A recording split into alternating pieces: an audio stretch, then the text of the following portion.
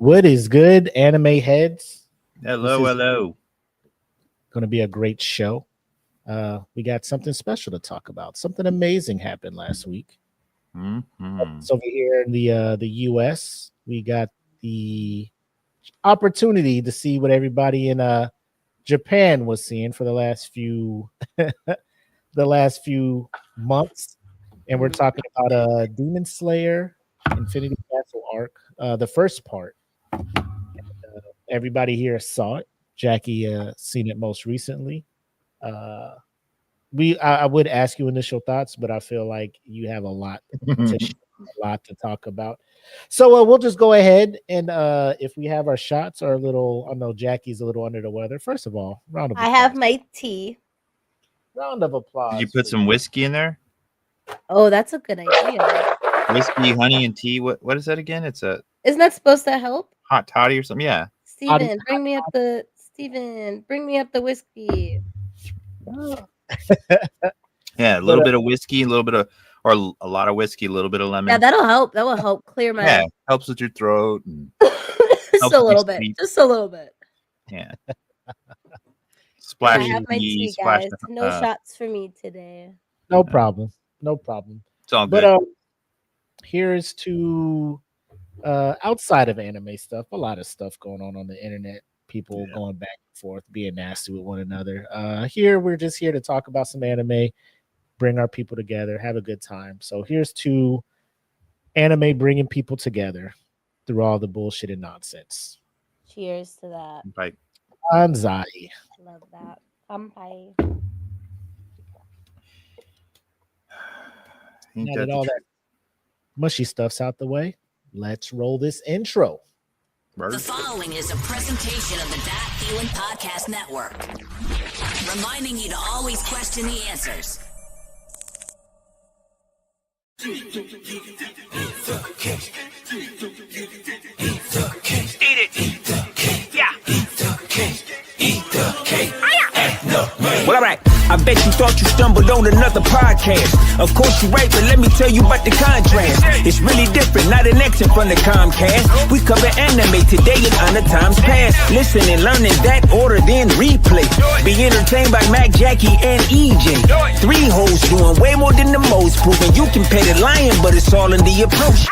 Originals and sequels, the newbies and the Ichigos. The world's up in flames to the ones more peaceful. The weapons or the Shuto, manga, Naruto, Monkey D. Luffy, and a lot more that you know. Subscribe, hit the like, give the algorithm life once. We trying to get the same pie that Apple took a bite from. Join the conversation, let us know if you can relate. If not, you still might be forced to eat the cake. Anime, hey, eat the cake. Hey, anime, eat the cake. Anime, eat the cake. Anime, hey, eat the cake. Hey, anime, eat the cake. Anime, eat the cake. Anime. I always love that intro. I know we say it every time, but I just Yeah. say it. I don't care. I just love it because it's like uniquely ours, you know? Yeah. Like just tailor-made for us, which again, also- shout out. Yeah, I also feel like every time I watch it, I find something new that I didn't notice before. Yep.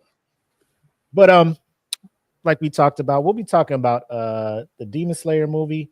We're going to do this kind of in 2 parts, right?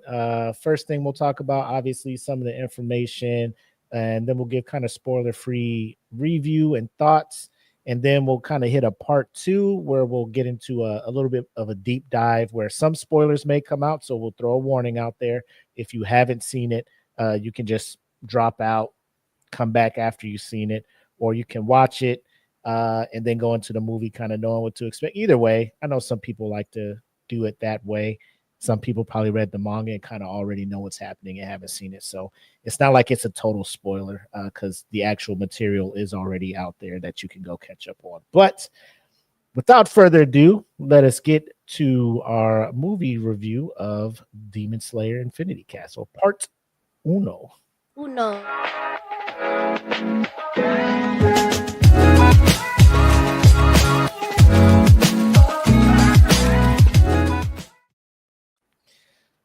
So, like I said, we've all seen it. Yes. I'll ask EJ first. What were your thoughts when you first saw the movie? What were your expectations going in? And when the credits rolled, what was your overall feeling? Expectations going in were always high. Anything with Demon Slayer, I mean, it's been out the box. It's been, knocking them out the park as far as visuals and everything else, voice acting. So you expect the best. So I was going in with that. I was also expecting to have some big grown up tier moments, I was ready to see some of my favorite people just disappear because you just have that feeling it's coming. I mean, as epically as we left off and we're dropping right into it. And I mean, when they dropped right into it. So my initial impressions, were right on because I mean, from the get-go to the end, it was nonstop, everything that you've been waiting to see. Of course, you never wanted to end. You wanted to keep going. But as the credits rolled, I was completely satisfied with it. Of course, I'm hyped for everything yet to come. But from start to finish, I feel like they did a service to everybody, the fans of the manga, the fans of the anime, just fans overall of anime movies. I mean, they put it all out. They put a lot of effort into it. You could tell from the very beginning to the very end, nothing was done cheaply. Nothing felt, like they sloughed off that part because they're focusing on this. The whole thing felt like they really immersed their time and energy into it. So I was thoroughly impressed through the whole thing. I had nothing but great things to say about it. All right, Jackie, thoughts? It was amazing. When I the same thing like what EJ said. I'm always gonna go into it with high expectations just because Ufotable and the way that Demon Slayer has been like every single time. They've always hit, even with like the training arcs where people will complain a lot that it's like boring and the pace is slow. I still enjoyed all of those arcs. So for something that's as big as this, I knew it was gonna be super enjoyable. The art style, the fights, the backstories, all of the characters, the music, it was just insane.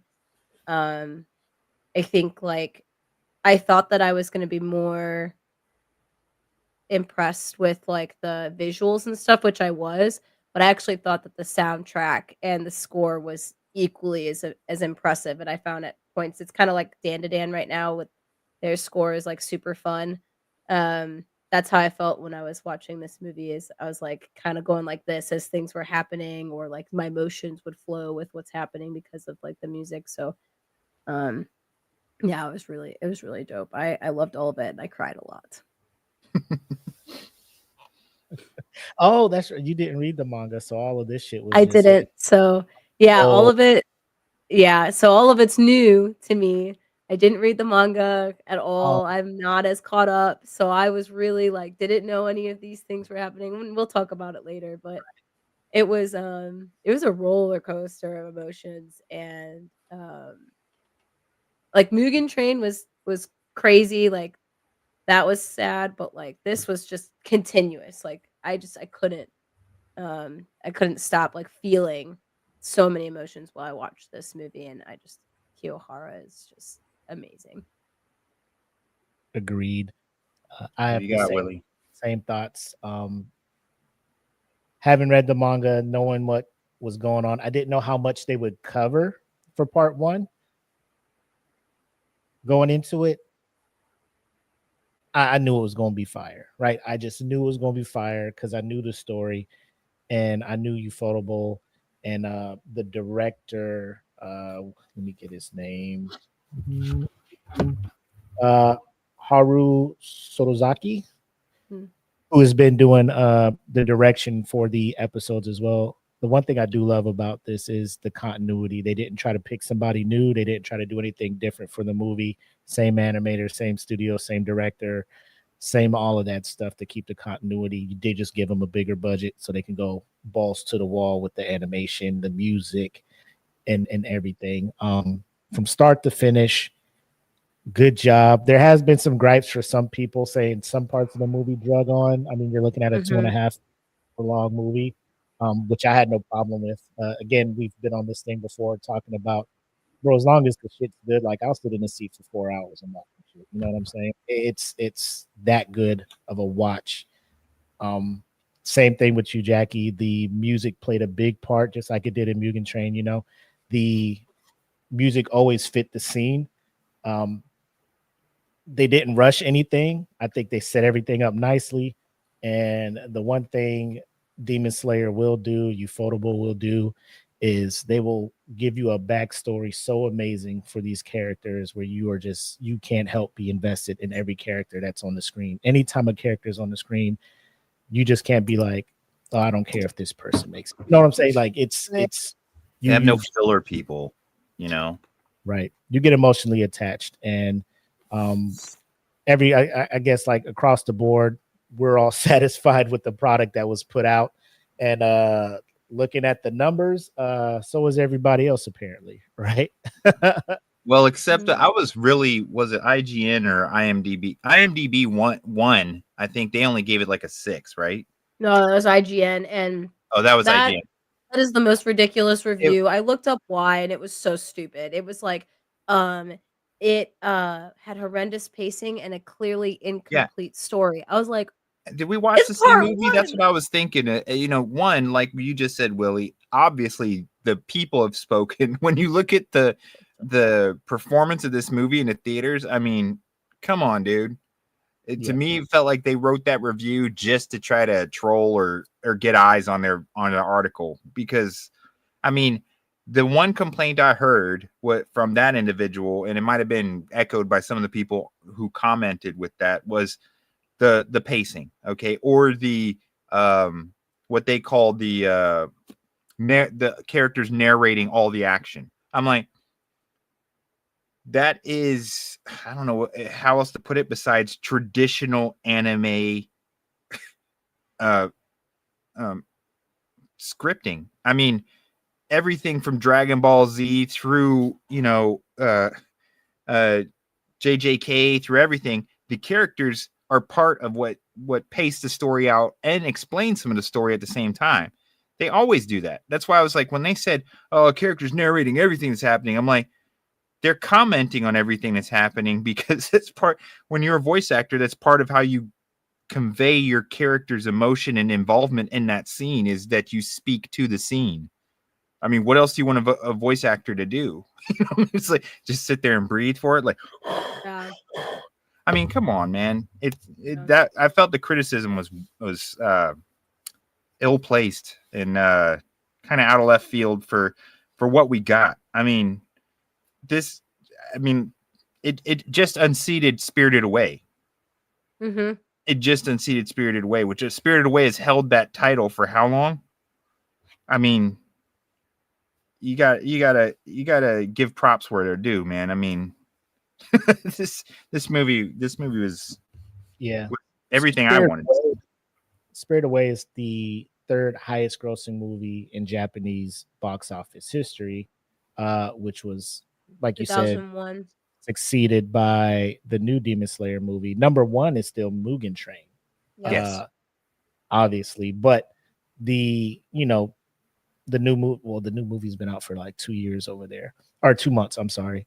So for whatever reason, I think some of the articles mentioned that the weird dynamic with the COVID-19 movie theaters just opening back up possibly led to the sustainability of Mugen Train to continue to trend or be topping the box office week after week over there. But the opening weekend records were shattered by Infinity Castle. So it peaked high and then it kind of just stalled out over there in Japan. But you know, I'm assuming, because let me look at my notes real quick. It's only, as of what I got today, Mugen Train. The price? No, Mugen Train grossed 40.75 billion yen, which is $275 million. Through its theatrical. That's just Japan. That's just Japan, though. Yeah, I know. That's just I'm talking about Japanese. Just the Japanese market. Okay. Right. Infinity Castle is at 33 0.06 billion, which is 22.3 million. And like I said, I'm sure it's still in theater, so people can go and check it out and stuff. Yeah. And then Spirited Away, obviously, is number 3. So those are the top 3 grossing movies in Japanese box office history, all 3 anime movies, which I think is pretty cool. And I think that you have to take into account with things like, especially for Spirited Away, the target audience for Spirited Away is children. Therefore, anytime you have an animated child's movie, you get big numbers because families take their kids to go see it and could possibly go more than once to take kids to go see it. It's just, it's the same thing when, we were having, you see Disney pop a movie out, Disney summer movie is going to get in the hundreds of millions of dollars as far as animated movies because of kids, whether or not it was great. We've had some Disney movies that everyone's like, it's all right, but the kids will still come and watch it. So Spirited Away gets a lot of its earnings from the fact that it was, tailored towards, kids. Whereas Demon Slayer is definitely, the older age group. So you don't have that, multiple kid parties and stuff that are just going to keep happening. So I think that once it has some time, more than 2 months out, I see that it's probably going to be pretty close. It's probably going to get up there. Yeah. A lot of the Studio Ghibli movies too are just like one-offs. They're not a continuing series. So that also is going to capture more of an audience, especially back then. Whereas Demon Slayer, it's canon. You have to watch the actual show to know what's going on. You can't just show up and watch this and then know what's happening. One thing that I wrote down that I thought was like really cool, especially with the revenue, is like kind of what you had, Willie, but also like in United States alone, like they're right now holding the record for the biggest opening weekend for an anime movie in North America. And I think as of now, it's like $70 million domestic gross. Like I just sales. saw that too. Yeah. Yeah. And then it even set a record in India as the highest grossing anime film as well, which is pretty sick. And I got interested in looking at like what the budget was that they started off with for this movie. And they started off with $20 million. And they've already made globally, I think it was like 471.1 mil. So like these people, like Ufotable's banking right now, and it's just going to continue to grow. And I just like, I think about like Kiyohara, like the creator of like how this whole thing started with just like a one shot that she and her, like, it wasn't even an editor at the time. She just threw it out there to see if she liked it, won some awards with it, and then tried to publish different stories on the Shonen Weekly to try and get published.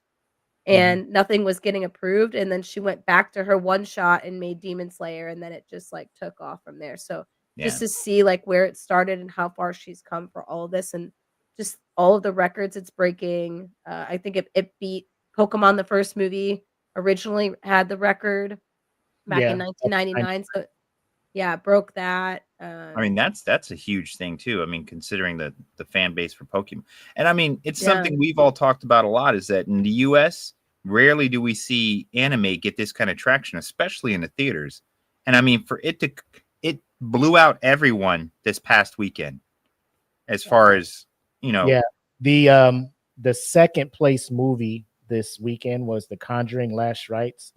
Made 25.6 million to Demon Slayer 70.6 million. Yeah, I mean, it blew up. It's ridiculous.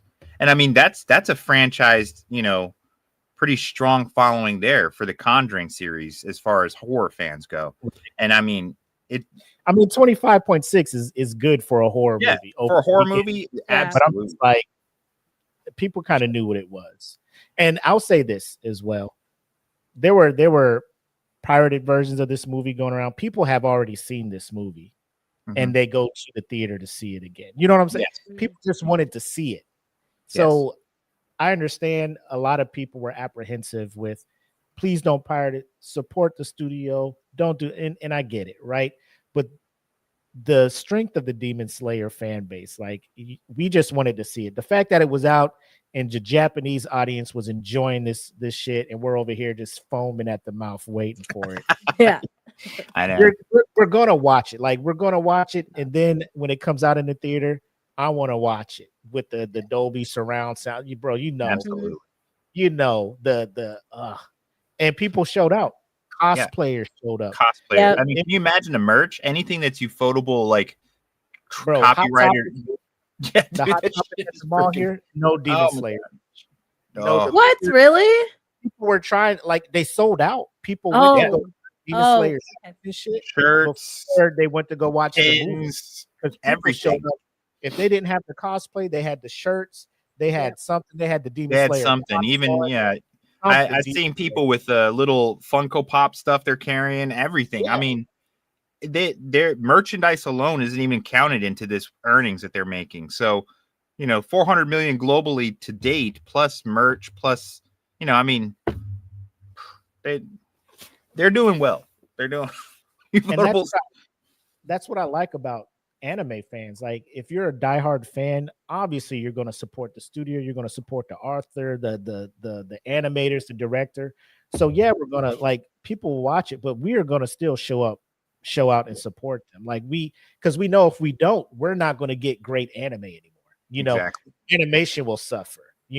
The direction will suffer. The voice acted, everything, the quality of the product will suffer if we don't support. So that's why we show up and we show out like we did this weekend, which I thought was dope. Yeah.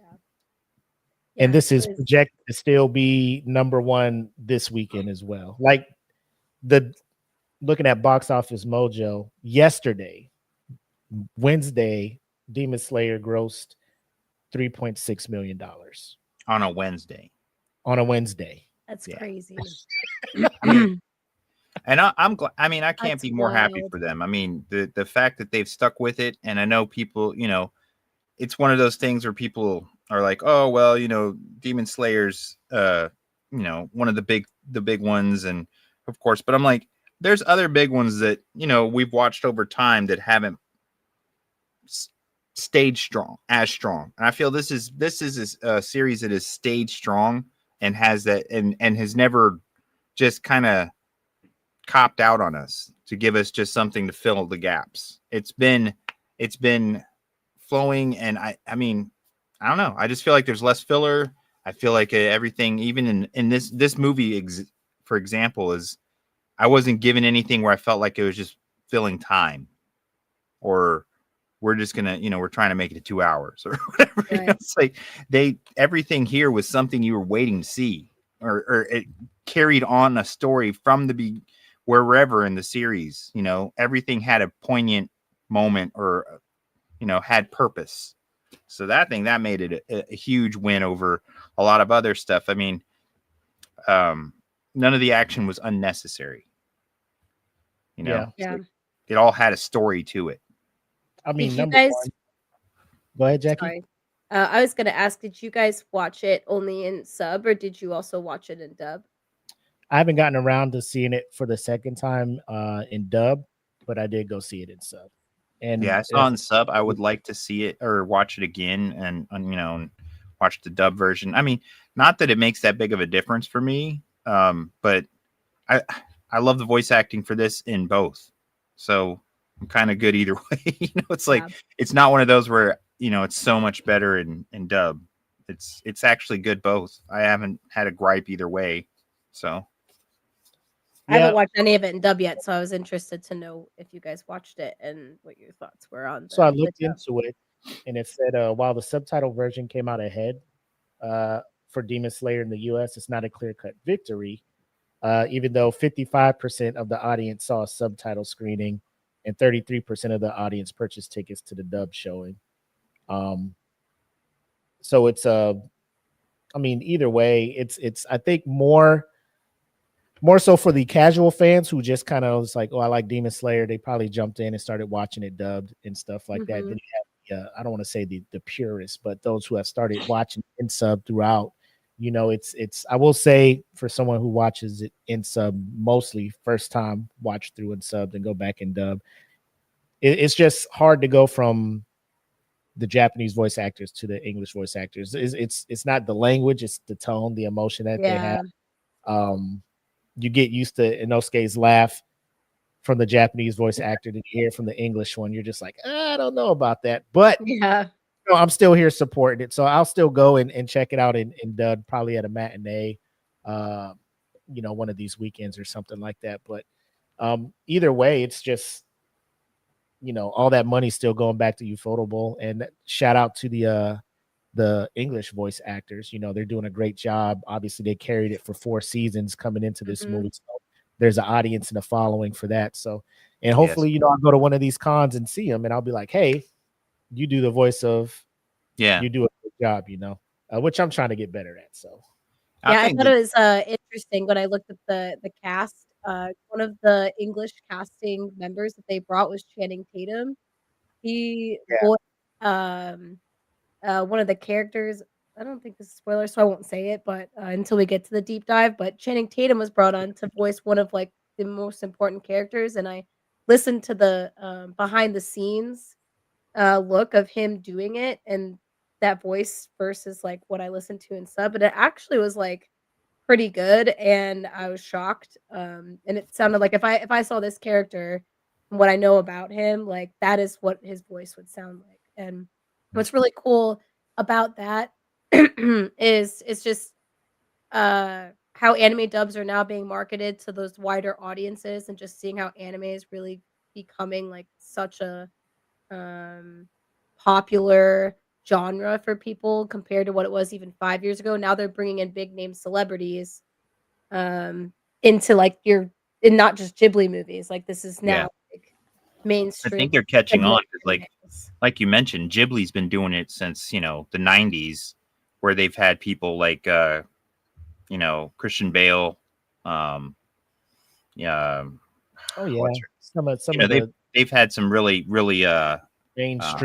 mainstream actors and actresses come on and voice their characters to Studio Ghibli, and even the remakes where I think it was Nausicaa had Patrick Stewart and so forth, and I think when they remastered it or whatever, they still had other actors come in too later on, and it's like Jackie's saying, they're starting to get these more recognizable names, and I think for the actors too, I mean, just like with anything streaming, it's a much better schedule for them personally when they do work like this.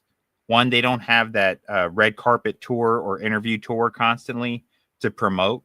I mean, they could still promote it, but it's not the same. It's not the same like where you see like for the Avengers, where everybody's got to get together and go from Milwaukee to San Antonio or to Santa Fe and just constantly do these promos where they show up, and that cuts into their lives beyond just filming the movie. So a lot of them, if you notice, you're getting to see a lot more big names come out into doing these projects because quality of life for them too as well. They're like, hey, I get to go home at the end of the day. I'm not stuck at a film site 700 miles away from my family. I just go in the studio, record what I need to record, head home or whatever. So, I think it's a growing thing. And the point that both of you made where the fan base and how it's growing, and we've seen it. Even like in the last 5 years, I think is what Jackie said.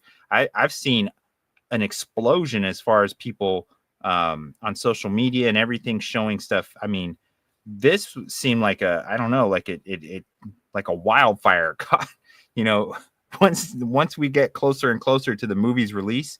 There's all sorts of reels dropping, videos doing, people are, even the funny ones where you just see someone walking down the street and when they fall, they're suddenly falling through the, but it was just, you could see all these different fans, coming together, and all these people loving this property here, this franchise.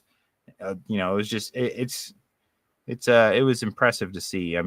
How much attention this anime has gotten. Yep.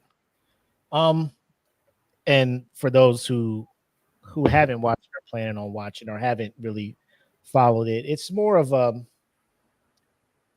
these 3 movies are akin to kind of Marvel and their whole build up through the Infinity Saga, right? Like that was 13 years or something in the making before we got Infinity War and Endgame, but this is more. This is Demon Slayer 2019, 2020. So it's like 5 years, 4 seasons leading up into this. And there's after these 3 movies, there's nothing else for Demon Slayer. Like that's a wrap. Yeah. So that is why these movies are probably going to hit the way they do. I remember when we first found out that we were going with the 3-part movie idea instead of going with the seasonal thing on Crunchyroll or whatever. And I don't think either one of us was really skeptical or just like, why are they doing this? They should just put it on, Crunchyroll and just do the episodic thing, because they spend up to $100,000 per episode. So 22-minute episode of Demon Slayer is $100,000. Wow. So they obviously upped the ante with the 20 million for this movie, but most animation studios are spending between 40 and 60,000 per episode on their stuff. So the quality is there. I love that it's such a short. It sounds crazy. There's like over 170 chapters in the manga. So when I say it's a short story, people are like, what are you talking about? But there's manga that are just in the high hundreds, thousands type stuff. Breaking the 1,000 point. We're looking at in the grand scheme of what most mangas, most animes are based off of. This is a very short and sweet, bam, bam, get to the point end, which I think is well done. Very well done. Doesn't drag on. End it with a nice bow and ride off into the sunset and start working on your next project, whatever that is, Ufotable. So I don't know if we have a rating thing. Like, okay, we'll say this. 1 to 5 bowls of ramen. Ooh. Jackie, what are you giving Demon Slayer Infinity Arc Part 1? Maybe I think 4 3/4 bowls. 4.75 bowls. That's pretty good. Now, what would you have needed to see to get that last quarter of a bowl? There's a second fight that happens that reveals a lot for this isn't a spoiler, so I'll just like Zenitsu, for example. He has his moment a little bit in the movie, but there was some things about it that I think I wish he would have got a little bit more. I think that's my thing. If he would have got a little bit more, I think this would have been an easy 5. I feel that. What about you, EJ? What you got? Whew. This is tough because like you said, we don't actually have a set rating thing. So, I mean, this being one of the first times we're actually discussing our bowls of ramen here. Yeah, I like that. This is setting the bar pretty high. I would say that because you always want to have what would be 1 and what would be 5. Since there's nothing we've reviewed before to kind of give that a basis, this is borderline. I would say like 4.5 to 5. Like, so I'm right in that category with Jackie, and I can't name a particular thing that would have made it a 5. So barring if I had to compare this to other movies, this probably would be a 5, but standalone from what we're at right now, I'd say 4.5, because of the fact that, I mean,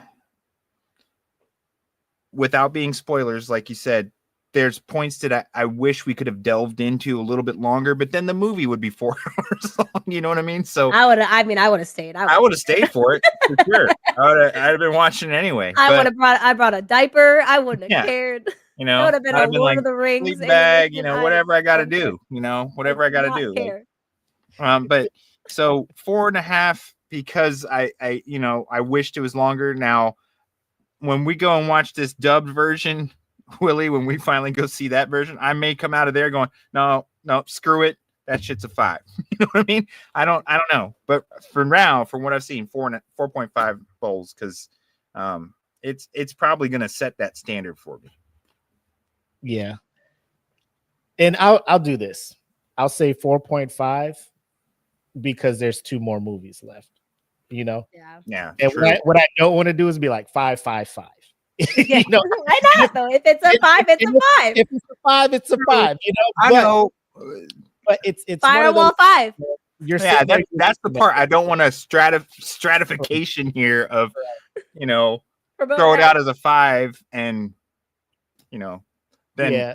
I mean, it's a tough argument. Like if someone came to me and told me it was a 5, I would not talk them off that cliff. I'd No. be like, bro, yeah. I might be on that hill with you, but Yeah, I might run up that hill with you and hold that flag where it goes because, yeah, I mean, I right mean, now we're I don't talking- have anything to say that would be better. So maybe it is a 5. You know what I mean? It's like, And I think it's just washing the taste out because the last episode we're talking about horrible live adaptations, right? And we're just like, these are all ass.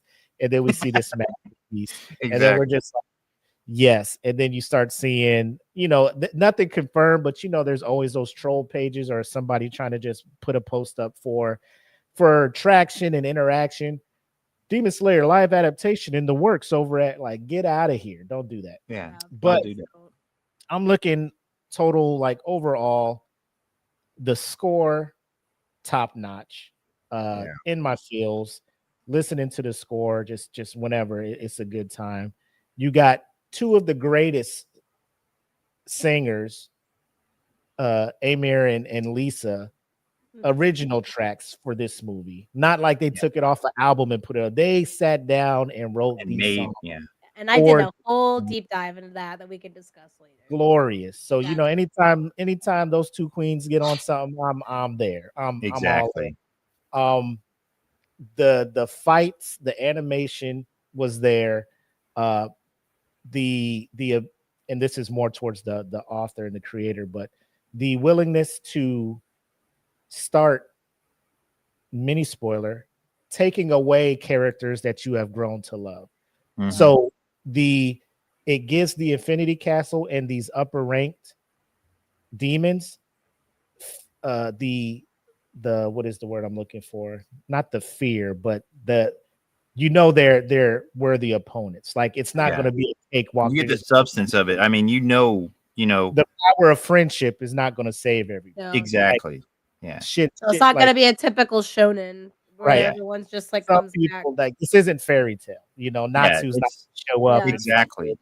Eat This is a Jackie called this is it out. Dragon It's Ball not Z. We're not just not going to the get typical Shenron up in shonen. here. Jackie's right. It's not typical shonen where your favorite guy is going to sit back and go, and now I'm going to have to level up real quick in my power. And suddenly he survives. This one, Yeah. heads are going to roll good and bad. And it might be someone you love. It might be someone you've been waiting to watch die that takes someone out that you love. You know, you're like, oh, mother. You know, so I mean, in this, it didn't feel pointless, like with the effect, the loss effect either. Like, I know, like, Attack on Titan, you know, it's one of the greats. Okay, but when they introduce someone and you're just like, you see them for like 2 episodes and then they spend about 30 minutes on one, and you're like, this person's gonna die. They're unimportant, and we just had a whole episode about them. Boom, they're dead, and you're just kind of like, yeah, expect that. The Demon Slayer doesn't play that game. They're like, oh, you really love this character? Me too. Let's love him for 4 years, and then we'll kill him. Like, what? So that's what the difference. I mean, the impact, and it's like you said, Willie. They made sure the Infinity Castle's no joke. They're going in here, and not everybody's coming out. Okay, they're just making that clear from the get-go. This is business. This means business. Okay, no one's walking into this and coming out unscathed. So just say as well. If you guys don't know, this movie is rated R. Okay. Yeah, I saw that. Newsflash. So if you're taking your kids and they're wearing the certain kimono for a certain Hashira walking in here, I will say there were kids crying. There was a couple. Yeah. Oh, and you know, a part of not me funny, but it's funny. part of me is like, why you bring them? It's rated R as hell, you know. But Yeah. you know, Yeah, dude. it's like the cartoon, like no, you guys, and you know, it's like Parents you should have don't read get the it. story, you should have read the manga, you know. But I mean, you watch it on Crunchyroll, you're just like, oh, this isn't too bad, you know.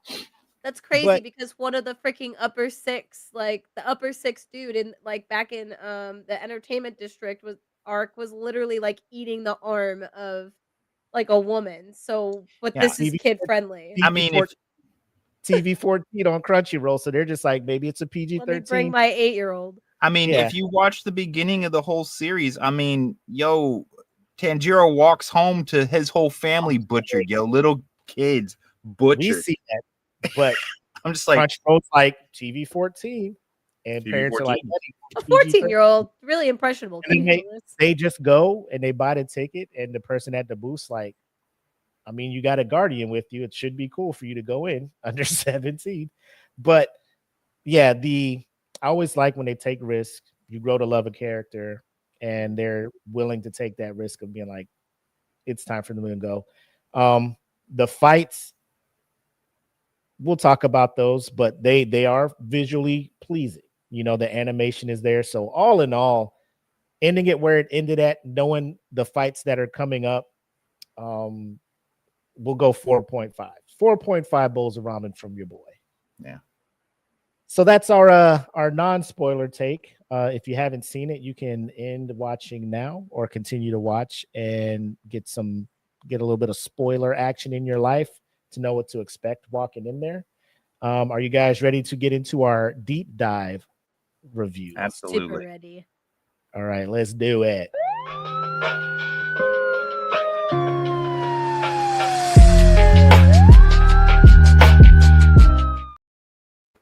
I like that. Oh, all right.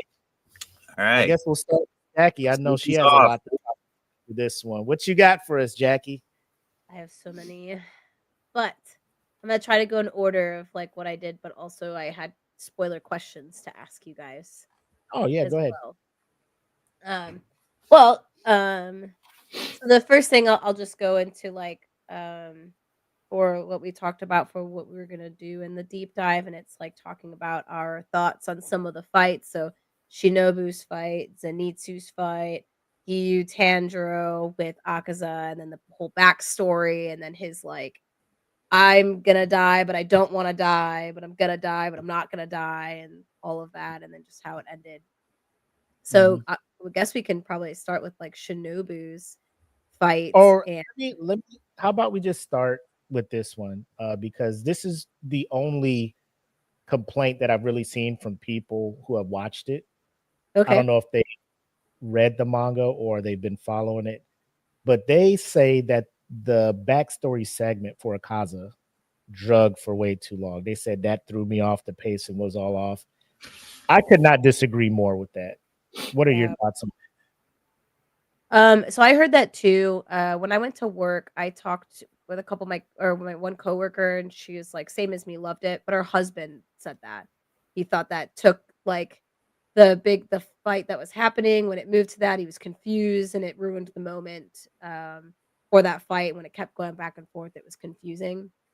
I didn't feel that at all. Like the whole time that scene was playing, and even if it did go back to like Giyu and Tanjiro at all, like I was so fully engaged in everything that was happening, learning about his backstory and why I knew he was going to be important. I knew there was something about him that was going to be like kind of gut wrenching and a tearjerker for like how he became a demon. And I was so moons do have those stories like that, you know? Yeah. Well, the only one that didn't, out of desperation, they're just like, the world is against me. Give me this power so I can fight against the world, you know? Yeah. The only one that wasn't like that was Zenitsu's brother. Freaking, what's his name? Starts with a K. I wrote it down. Oh, his superior. Yeah, his Kaigaku. Yeah. Yeah, that guy was just an asshole always. So he's just driven by jealousy and the want of power, which he's the only one so far. Just a different angle, but yeah, he's the only one that I've seen that I'm like, okay, whatever. But yeah, his backstory I just thought was like so like he still wasn't a good person because he was hurting people and stealing for his father, but his reasoning was like good out of goodness. And then kind of the path that he went down after that still, because he was still considered like a thief and a murderer and all this stuff, because he was doing that stuff when he was trying to make money and get medicine for his dad. And then then his dad like freaking kills himself, and I'm like, oh my gosh, here we go. And then when they introduced that martial artist to like bring him in, And I was like, "Oh, okay, this is gonna be great. I love this." And then, like, with the girl and him falling in love and just, like, his whole backstory and that pacing with it, I did not think at all detracted from the story. I thought it added so much into just how evil of a person Muzan is and all these other demons that he has in the upper moon, and just, like, how many people are being affected because this guy finds people at their most vulnerable moments and says, "Let me give you what you don't have," and then they're suffering pretty much the entire time there's demons, and they don't even know because they don't always have their memories, but they're, like Yeah. they're literally suffering the whole time living through the grief of whatever it is that they went through and lost. And I have, like, Easter eggs and stuff, but I'll let, EJ, you go and your thoughts on the fact that it kinda went like that. I thought that the backstory was so important at that moment. I know I've heard the same issues that Willie that you've mentioned. People saying how it detracted from the combat, but I look at it like this, and I look at it from the aspect of in every movie that especially superhero movies, anime, any kind of huge, you're gonna have this big battle between two very powerful individuals. Them slugging it out back and forth for nonstop forever is going to lessen the impact of it, in my opinion. Just my opinion. Like watching things like watching something like Man of Steel fight in the movie. I know it's not anime. Man of Steel, his fight goes on and on and on and on and on with Zod, and you see parts where they just hit each other and they just show the person flying through the air, and then he flies up and hits him again, and it goes on, and that to me more drags on, where it's like, I understand they're super strong. I understand they're punching each other through buildings. I can't even tell who's punching who through what building anymore. It's become beat the horse to death moment. Okay. I feel like the backstory provided a much necessary explanation as to how this guy keeps freaking getting up. I mean, this is the one demon who you watched during the train. He would take punishment that you were like, oh, he's for sure done, dude. And then he gets up and you're like, what the? And then this one too, you're just like, holy crap, he keeps getting back up. These wounds, how does he keep surviving this? And you hear Tanjiro and Gyu both saying the same thing, like, that wound, how's he survived that? They explained it with the backstory. They explained why he fights so hard, why he would not die, why he kept getting up, even where other demons have died from their attacks. He would keep coming back, and they're like, how? That's why it's important to have that backstory moment rolling.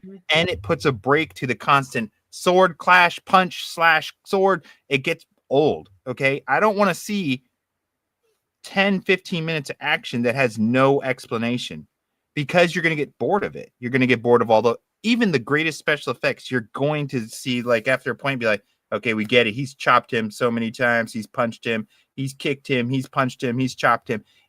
You need to break it up. And I understand the want of the action, and especially people wanted revenge. They wanted to see this dude get this. A lot of people have been waiting for this battle. Okay. But to make the battle more poignant, in my opinion, bad guys who are just black and white bad guys are boring. Mhm. Okay.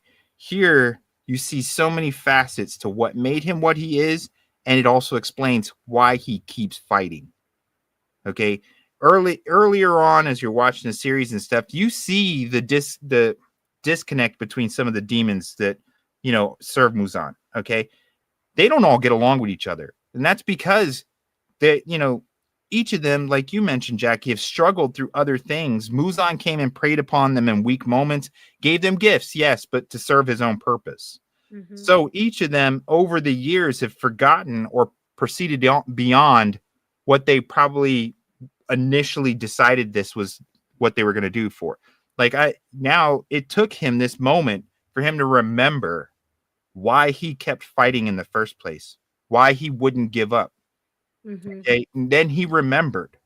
And then it made a big difference in the character. And no matter whether you hate the character or not, you understood more at the end of this fight. You understood more, and he wasn't defeated by the power of friendship, like Will likes to say, and he wasn't defeated by Tanjiro or Gyu just saying, and I'm going to level up. No, he was defeated by all the aspects coming together at once, and you had to see that backstory happen to understand it. He was defeated within himself, and he was defeated outside by Tanjiro and Gyu. So it was a full circle thing. It wasn't just I was just a better fighter than he was. No, that's not the case, because he was able to beat both of them one-on-one. He was almost able to beat both of them by himself. Mm-hmm. But that's because he kept fighting, even when they were exhausted and they were like, how is he still fighting? And you learn why. So I think that's very important. I think it added to the movie, not detracted from the movie, because to understand the bad guy makes the bad guy have more depth. And in the end, who cares if you kill 100 Vegetas or 100 Cells or 100 Friezas if they had no story to begin with? Who cares?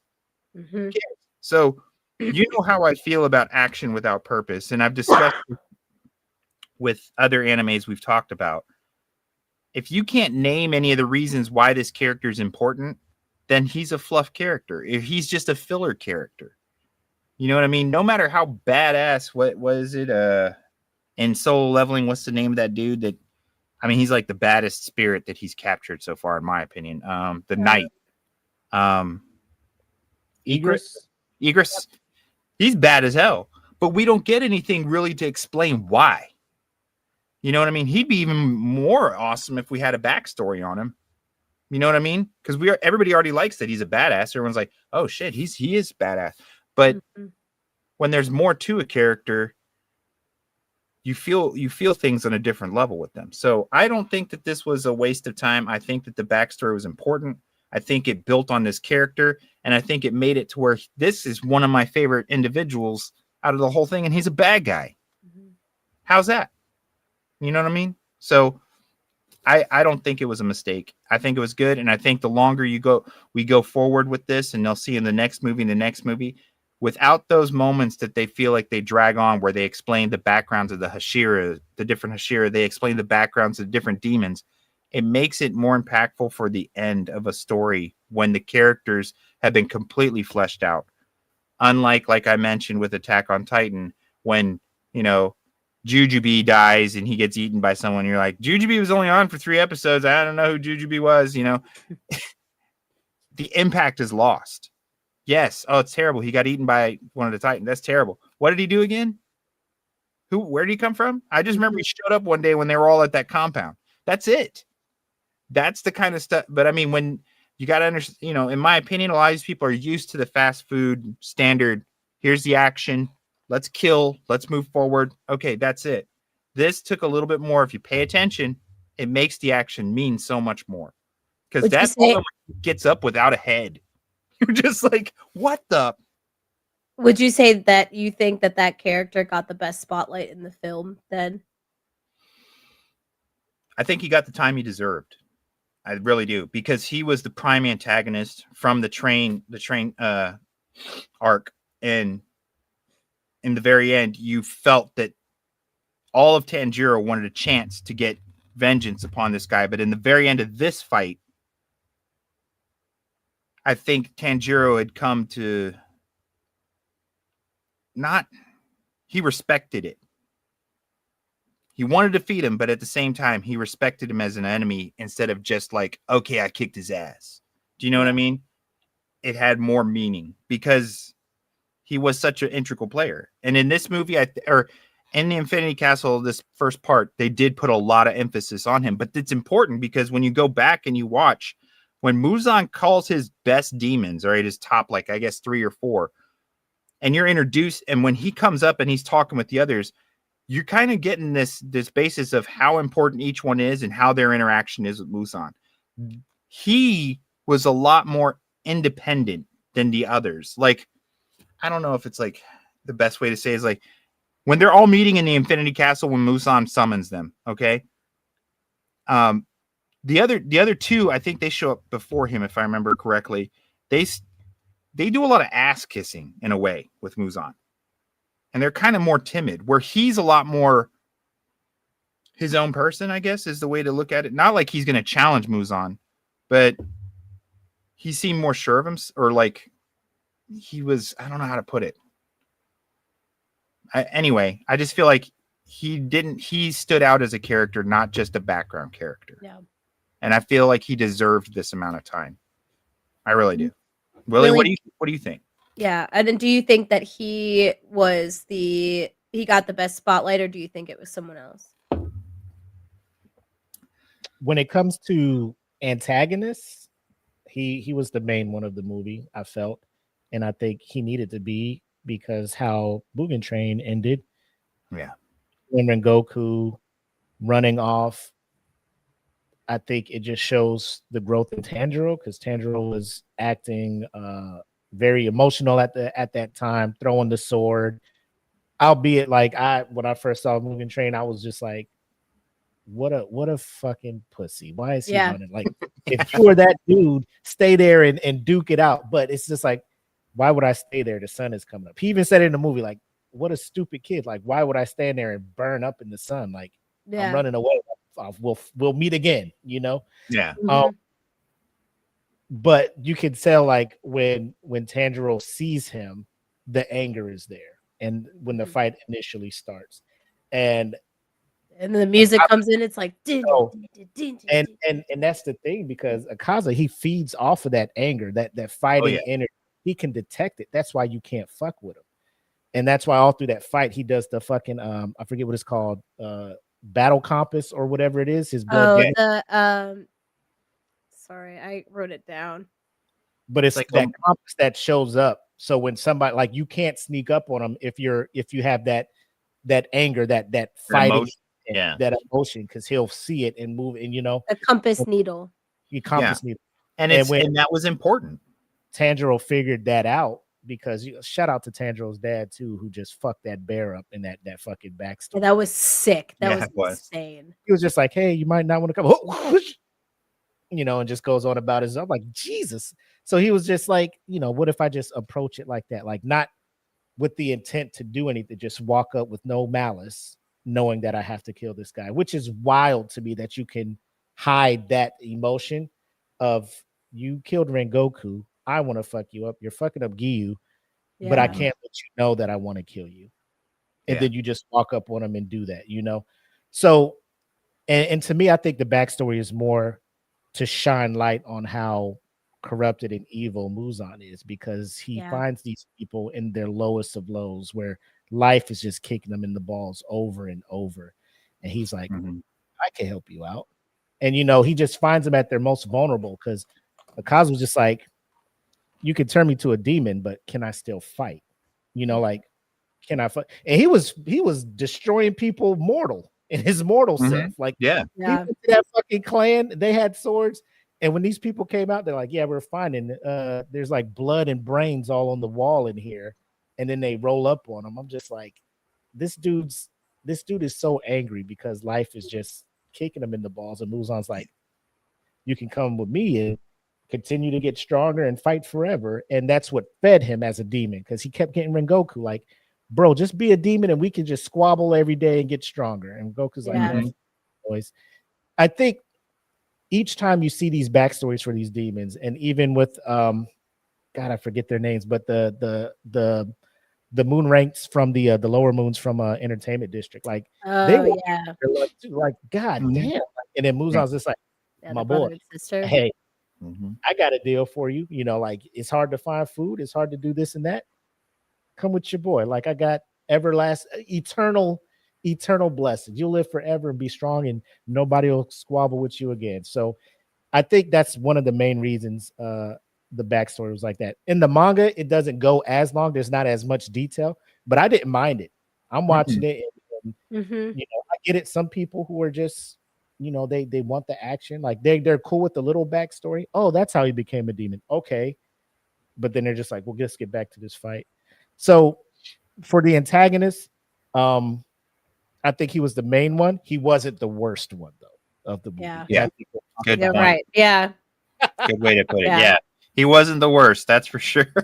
I will say some other things that I thought were cool, especially with his backstory, and it's relating to the fight with him, Giyu, and Tanjiro as well. I thought like what Mhm. was really cool that Kiyoharu did is all the Easter eggs with like why he looks the way that he looks, and also his fighting stance and the things with that. So like the snowflake that appears like underneath him when he's about to do one of his The Composito. blood demon arts.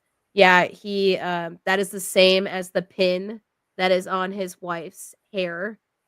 And all of his blood demon arts is a name for like a firework. That's why everything's like a blast or something, and fireworks were like their thing that they were going to go see together. And then of course like his tattoos. But so I thought that was like I thought was really cool too is that a lot of the demons you don't in their even in their backstories, like it's tragic, but in all of them so far we haven't seen them like with the capacity to like love, like to fall in love and have a wife or even a husband. It's been like brother, sister, and kind of like whatever. But even Yeah. that was kind of weird. So I thought it's like, hey, these people like were people and like loved and like had all of this, and that's what this person was capable of. So I thought it's really cool that they capture that with this. And I think personally, so far, he's one of my most favorite of like all of the demons. 100%. And like for an upper 3, like for those who've seen it, like he was giving Giyu and Tanjiro the business. Like Yeah. they were on like their last lifeline fighting this dude before Tanjiro figured out what the fuck to do, man. Like Tanjiro's like, there's gotta be something. I gotta figure something. Dude, his like the music too, like when he would get down and he slowly got down in his stance, and then it was just this like Oh, din, din, din, din, din, din, din, din, din, din, din, din, and it was just like, oh fucking my stance. god, It's just like y'all better run. Y'all Yeah. better run. It was building to that point because actually when Giyu steps in, you're just like, oh, okay, well maybe they're gonna, this is gonna be it for him pretty quickly. And then when it just you're just like, no, it's not gonna be over quickly. I do like the fact that when Giyu was fighting him, like he entered that form and he got his mark, his Hashira mark. Yes. I'm just like, bro, let's fucking go, man. Like Dude. everybody awakened down here, and you just got to push yourself to that limit. And Giyu was pushing himself, man. But like I said, because of it, he was knocking down whole buildings in this Affinity Castle. You know, like when he would miss, you're just like, thank God he missed, because that would have been Yeah, Luckily, it was like, and just the fact that he like, because if it was just a normal castle, we'd all be in trouble because this castle's going down. Yeah. I mean, the Infinity Castle was the only way he could be contained because that shit was like, boom, and there goes one whole castle. It's like, damn. yeah, and just like all of the parrying that he did with just his fists and the sword and the sound and just like all of that with like the art. That is why I think a lot of people gravitated to him. Is like he's all hands, right? Yeah. These like, are registered. Yeah, fighting Rengoku. And he's Hashira destroyers right here, buddy. It's like blocking swords with his forearms and stuff. People are like, what the? How the hell? Like that is how strong he is. That is how, like when he became a demon, they're probably like, here's a weapon. Nah, I got Jack Johnson and fucking Larry Allen about to do battle. Yeah. I mean, he earned that time. The time they gave him in that movie was well deserved. Yeah. I mean, I think that, that was important. It was important because he's been an important figure for what, couple years now? Yeah, since he off Rengoku, everybody's like, fuck this. Yeah, guy. I mean, dude. And I think people are probably mad because the backstory made them feel something towards him and they didn't want to. Yeah, they just wanted to hate him. Like, I just want that bitch dead. Some people just like want nothing but action and no like plot with some shows. And it's like, why are you watching Demon Slayer? Demon Slayer is all about backstories and character development and stories. So I don't. Well, that's why Solo Leveling won Anime of the Year. Exactly. That's that. There you go. So I mean, we did talk about, I guess, the main antagonist. Let's talk about what I guess is unanimously across this board the least favorite of the three enemies in this one. Kagaku, the opponent for Zenitsu, who, when you look at their backstory, they were training together, and Zenitsu his I don't want to say his learning capacity was limited, but he can only learn the one form, right? Mm-hmm. And his senior, Kagaku, he was learning every other form. And he was just like, it's a waste of time. I should be the successor of lightning breathing. The old man, yeah. All of that. And for whatever reason, he was just driven by just learning and creating his own form of breathing. And I guess Muzan caught him in a moment of vulnerability, and he became a demon. And 100%, once Zenitsu fell in there, he was like, that's who I want. He wanted to go after his former training partner. How did you feel about this fight, Jackie? Did you kind of mentioned it in the spoiler-free portion of it? Like, you felt like if this one could have been a little bit more filled out, fleshed out, this probably would have gave you that little quarter of a bowl for the 5 bowl rating. I think it's because I really when I first started watching Demon Slayer, I didn't hate him. I thought Zenitsu was like kind of annoying, so I didn't know how I was gonna like him as a character. But now he's like, besides Inosuke, he's like one of my most favorites now. So even throughout, like, I knew like the thunder breathing first form was like the only thing he could do. So I was really excited to see like what his training got him. And so when he met this guy and they kind of like have their bout and they kind of start fighting, I was hoping it was going to be a little bit longer. I was hoping that it was going to be him like not doing any new breathing techniques, but just like even going faster, just doing something a little bit more with some of the things that he was doing. And I was hoping he would get more credit for all the training that he's done. That's what I was hoping. Yeah, it ended on like probably the coolest note, which is what this picture is, and he had created his own breathing form, which makes sense, and I think that is 100% valid, and it was so sick. That makes his little segment in the Hashira training arc, when they're just like, you want us to help you with this boulder? He's like, nah, y'all go ahead. I'm gonna do this shit. And then when he's falling into the castle, like, he's just game on. Yeah. Because he knew he had the move to do it, Mm-hmm. Yeah. Yeah, it's that's why like that too. Like, so when he was falling, it's like, oh, this is gonna be the Zenitsu moment that he fucking gets. And so like, of course, like Tanjiro and Giyu got more of the moment on like the whole movie, which I get why. It's because Akaza was gonna be the primary focus for his backstory. I just that is why, like, for this, I did like the fight. I liked that we came full circle for who this person was, because in all of his backstories, you just saw you didn't know it was his older brother, so you find that out, and then you just see this dude's back, and then it's also full circle because he was one of the kids that the Stone Hashira took care of, who betrayed him and ruined that whole thing that they had around the building, that all those demons came and killed all those kids. Mm-hmm. Which was crazy. When I saw I was like, I know who that is, and then realized that. So it like that was like cool, but yeah, I think that's I was so excited for this. Once we came to this, I was like, I can't wait. And then it's like, as excited as I was about it, it ended like really fast. I felt too. It's like, I think it was like maybe he got 15-20 minutes of screen time. I'd have to actually look it up, but I'm guessing out of like the 45-60 minutes that Giyu and Tanjiro's part got with Akaza, and so that's the only reason why I was kind of like, I really wanted to see more with Zenitsu. I was really hoping it was going to be this crazy part with him, and it didn't happen, but this part was sick. Another Easter egg part, which I found out is only in the manga, is Nezuko, human Nezuko, mentions something in a side story in the manga that one of her favorite shogi pieces is called the Nasho. Hold on, I'm grabbing it really quick. Mm-hmm. Hisha, and from shogi is like her ideal type of man, and that's like a powerful piece similar to a rook. and it's like the Dragon King. So it's cool because Zenitsu's final form, Flaming Thunder God, appears as a yellow lightning dragon, which mirrors the same movement that shogi piece does. So I think it's a little bit of foreshadowing, and it just shows how much he's obsessed with her. And I thought that was really cool. So I did like this, but yeah, I wished I got a little bit more Zenitsu time. I agree.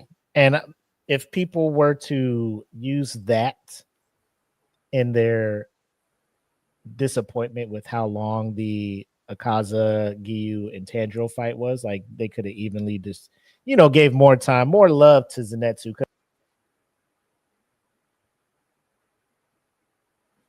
Lost audio. Oh, we can't hear you, Willie.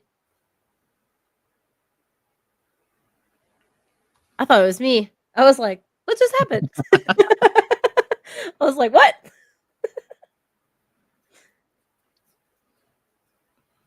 Back? Find out. You hear me? Yes. All right, cool.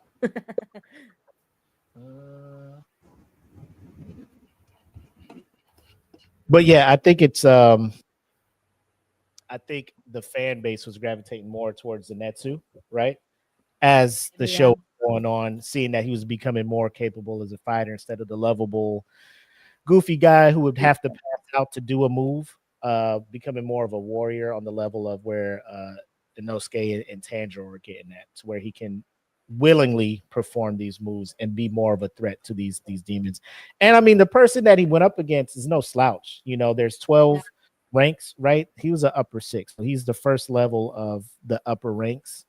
And any other time, I guess people would be like, oh, Zenitsu's cooked. There's no way he's fighting an upper moon, and he was able to pull it off. So the by back himself. Yeah, like no help. He did like I said, these guys, like they're fighting these high ranked opponents. They're not walking away unscathed. Like Zenitsu did get like messed up, right? Yeah, dude. Yeah, he got messed up. Shout out to the medic corps that are out there helping him, which I think is dope. It's not just the Hashira down there and our main characters, right? There's a lot of other Demon Slayer Corps that are down there just to help them out. They're here to help them out, provide that support and stuff. And I think we'd be remiss if we didn't shout out I forget his name. Let me look. Oh, the one that did like a lower form of water breathing. He does the same thing. Ubuyashiki, the son. His kids, up there drawing the maps real time. Oh, I know, like tracking it. So with the Jesus, man. So here's the thing. Me and Steven, like I have to show this because this was actually the opening scene in the opening sequence from last season. So like this is the very beginning. And like I remember seeing this and I was like, there's not that many. Because some people like thought they were all the same. Comes to find out they're not. So foreshadowing, I thought it was interesting that the 2 that died are on the left side and the 3 that survived are on the right. But Ubuyashiki, because the males tend to not have illnesses and not a lot of them get to adult form, they are raised as girls. So the first time that Ubuyashiki's son actually shows up in the show is in first season during the first selection with Tanjiro and crap, I forget the other guy's name that eats demons to get their power. But that's when he first shows up, but you don't realize that because he looks like a girl. And so now this is his technically first appearance in the anime, where now he is like with his 2 sisters, like trying to build this map and trying to figure out where Muzan is. And that was insane. That was incredible. And he's only, I think he's still 8, and they don't take over, or they can't take, technically they're not capable of taking over the clan until they're at least 13. And he's doing this at 8 years old. I thought it was great that they took the time to show the support given by the other members of the Demon Slayer Corps. I mean, as I know they're not in the mix, but they're so integral to them being able to navigate the Infinity Castle, and they conveyed that so well, that it's a functioning whole group. The whole group's effort going into this, I think, was they were the key to showing that it's like a whole effort. It's not just a simply I'm a badass, I'm gonna walk in and kill everybody. You know what I mean? It's like the fact that Ubuyashiki knew this would have to happen. He was probably preparing his other 3 kids to perform this duty, you know, using the demon he's using what's her name's demon to where he could use the eyes of the ravens to see what's going on, and they're all continually just painting as the castle moves. They're just updating the map, and then being able to relay information to all the Demon Slayer Corps that's down there. The part where, you know, they have to relay that Yushiro. The relaying the death of one of their own, you know, and then that joyous moment towards the end where, you know, Tanjiro and Giyu finally beat, you know, Akaza, and then the Ravens are announcing that, and then it builds the fighting morale of the rest of the Corps. You see it in their face. They're like, I knew we could do it. Like, we have a chance down here, you know? So it's like, because he's not down there with the sword doing the fight, and he plays just as big a role in defeating Muzan up there doing the support. So I think that was dope to show that part of it as well, and not just the action and the fighting in the Infinity Castle. Yeah, I think that the fact that it showed all the underclassmen, or like they're not Hashira, they're just in the Demon Slayer Corps. They show up and they're like, "Hey, we'll fight all these minor guys, so you guys don't have to waste your energy," you know. And it just, to me, it reflects on how important the training arc was, because all those people in the training arc that were inspired by Tanjiro and everybody, and seeing the Hashira and learning from them, it built their camaraderie, it built their cohesion. So when they come here, they don't care if they're, you know, not as powerful. They're going to do their part to whatever they can to back these guys up, even at the cost of, you know, they know they're not as powerful as these demons, you know. And it solidified more that all those other things that people are like, oh, the training arc is so boring. I'm like, it had a purpose. Look, you're seeing it now. You're seeing the fruits of the labor that they went through. Like you mentioned with Zenitsu, it was the training arc was when he, you know, had that epiphany to create his own, you know, move, his own form. So whether or not there was enough action, like you mentioned, everyone wants all that action. All that buildup was important, because it makes it's all the keys, the puzzle pieces that fit in when we're watching this go, oh, all those other dudes came to fight, man. All those other guys jumped in, even though they're just people without the same level of skill. They're like, I'm going, you know, I'm gonna do what I can so the Hashiras can go and face Muzan. It's all integral parts that build this whole picture. So I feel like it was important from the Ravens on down to these underclassmen all the way through. It all made the whole picture clear of how they were going to do this. Because when you're first thinking of it and they fall into the Infinity Castle, you're like, how are they going to do this? This thing, it's constantly shifting or whatever. And then when you see them and they're drawing each spot out and they're like tracking it and they're calling it out, you're like, that's it. That's awesome. It's an explanation instead of just, well, we'll just power through. We'll just keep fighting. I was like, you know how impossible that would be in a castle that's constantly shifting and has no end. So the fact that this is super blurry, but yeah, I mean, it's like they showed how they're going to do it. It wasn't just like, oh yeah, they're going to use the power of family, as Willie likes to say, or the power of friendship. It's like, no, they actually had a plan, and you're watching it unfold. So I thought that was cool. Yeah. What did you guys think about? Sorry, what did you guys think about? Because going back to Zenitsu's fight, like with his like grandfather. Oh, there you go. The one I was trying to share was because like that scene where they start changing more, and it's just like endless, and I was just like, how did they do this? Like, because like at that point I was like, that's crazy, but also I was thinking in my head of like the cinematography at that point. Oh yeah, it was beautiful. Of just like, I was like, yo, this is beautiful and scary at the same time. You're just like, wow, that's terrifyingly beautiful. To just, you know, hey, in my mind, I have this final layer where they do this battle, and it's an infinite void with the infinite rooms that keep moving and shifting around. Yeah. And I want you to draw that for me. Like, what the fuck? Like, they fucking nailed it. You know, I don't think it was insane. I could imagine after seeing that anybody else doing anything on that scale. Oh, You know, so shout out it was to the crazy. Ufotable again. The artists just they outdid themselves for real. Well, one thing I didn't say before about the creator is I found out apparently like whereas most mangakas like they aren't as involved with the anime process, they kind of give their 2 cents and move on.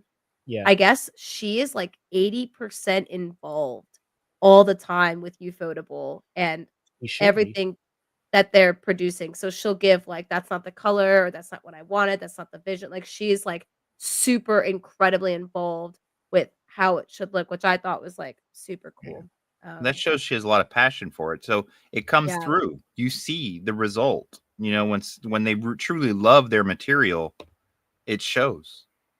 But what did you guys think about when Zenitsu had to like when he's, you know, on the cuffs of like dying essentially, and now you got the river Styx, you know, between him and like his grandfather and like that whole scene. That was awesome. I thought it was great. I mean, I know it wasn't a whole lot of the focus of the story, but as we've seen from the, you know, beginning of the series, Zenitsu's been his sidekick, his buddy, but kind of the goofy one, like Willie said. He wasn't, you know, he'd pass out, he'd freak out at the sight of danger, you know, and you're always like, oh, this poor kid ain't gonna make it anywhere. And to see it come around and the way he interacts with his, you know, his brother and saying like, you know, he didn't want to take his place. He always looked up to him. You know, it's kind of like letting him know, like, all your anger and hatred towards me was misplaced because I always looked up to you.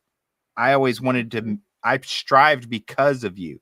I kept trying, you know, and then that guy was just an ass though, because even after all that, he still didn't give a shit. It's like, so just to watch that moment when Zenitsu unleashes his deal, you know, his new deal on him, to me, that was like the Captain America getting the Mjolnir moment, like in Endgame, when he's just like, everybody kind of like loses their minds in the theater. You could see it because everyone's worried about Zenitsu when he falls in. Like you said, you're like, this guy's not ready. You know, and then when he shows up like that, and you're like, oh God, he's only got his one form, man.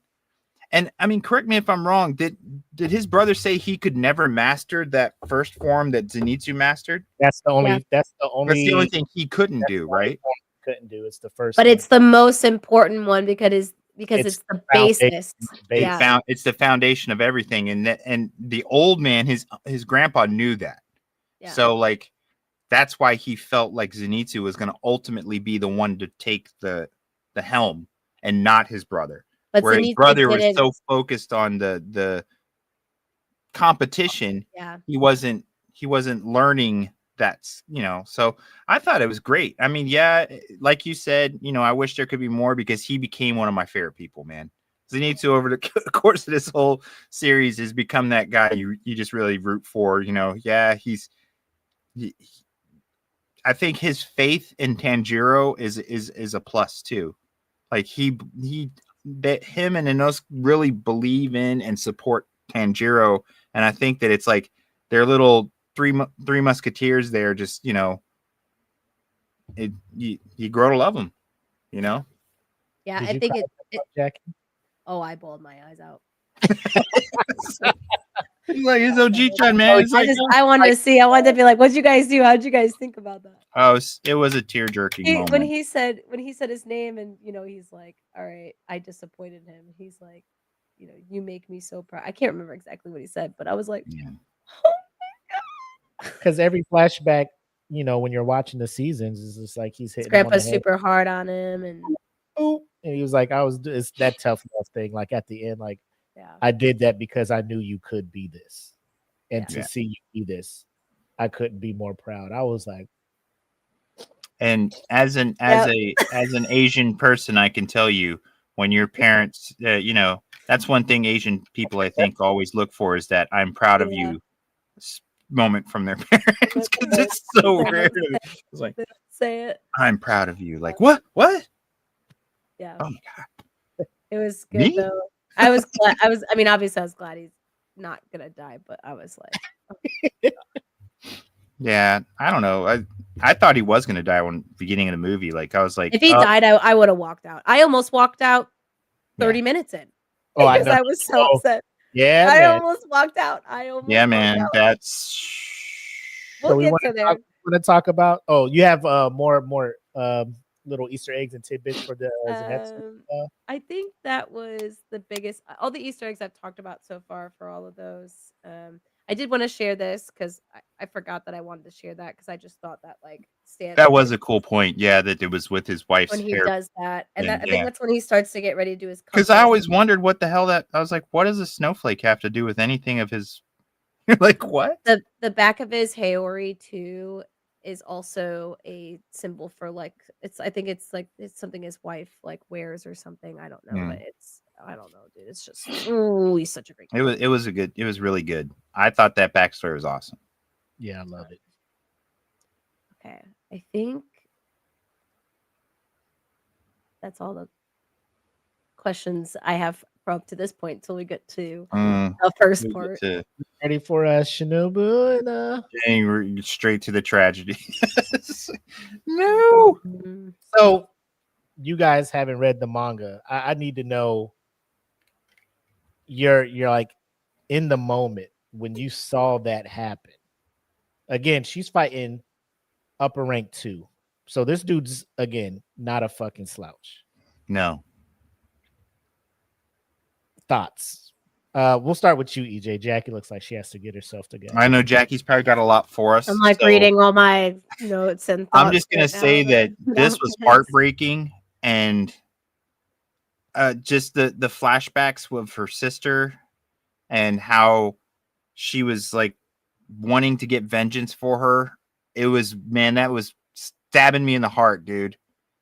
And for a moment, I can't remember if it was when which form or skill she was using at the moment, but it seemed like she got the upper hand for a second.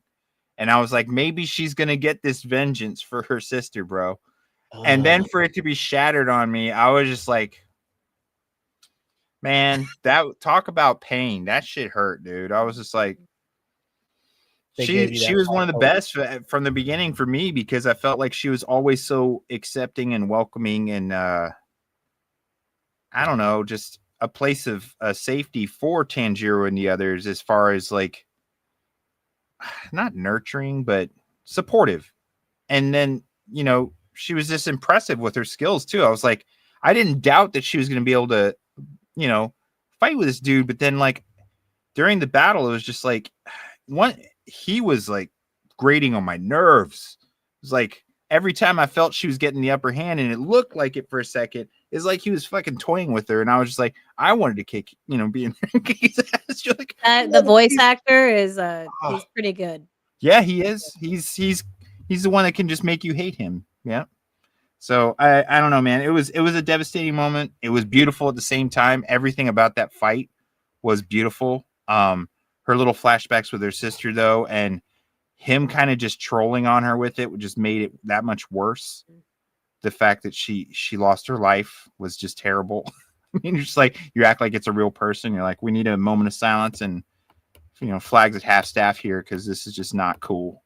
You look at your watch, it's like, bro, we're like 35 minutes into this. I was like, what's happening? I'm gonna leave.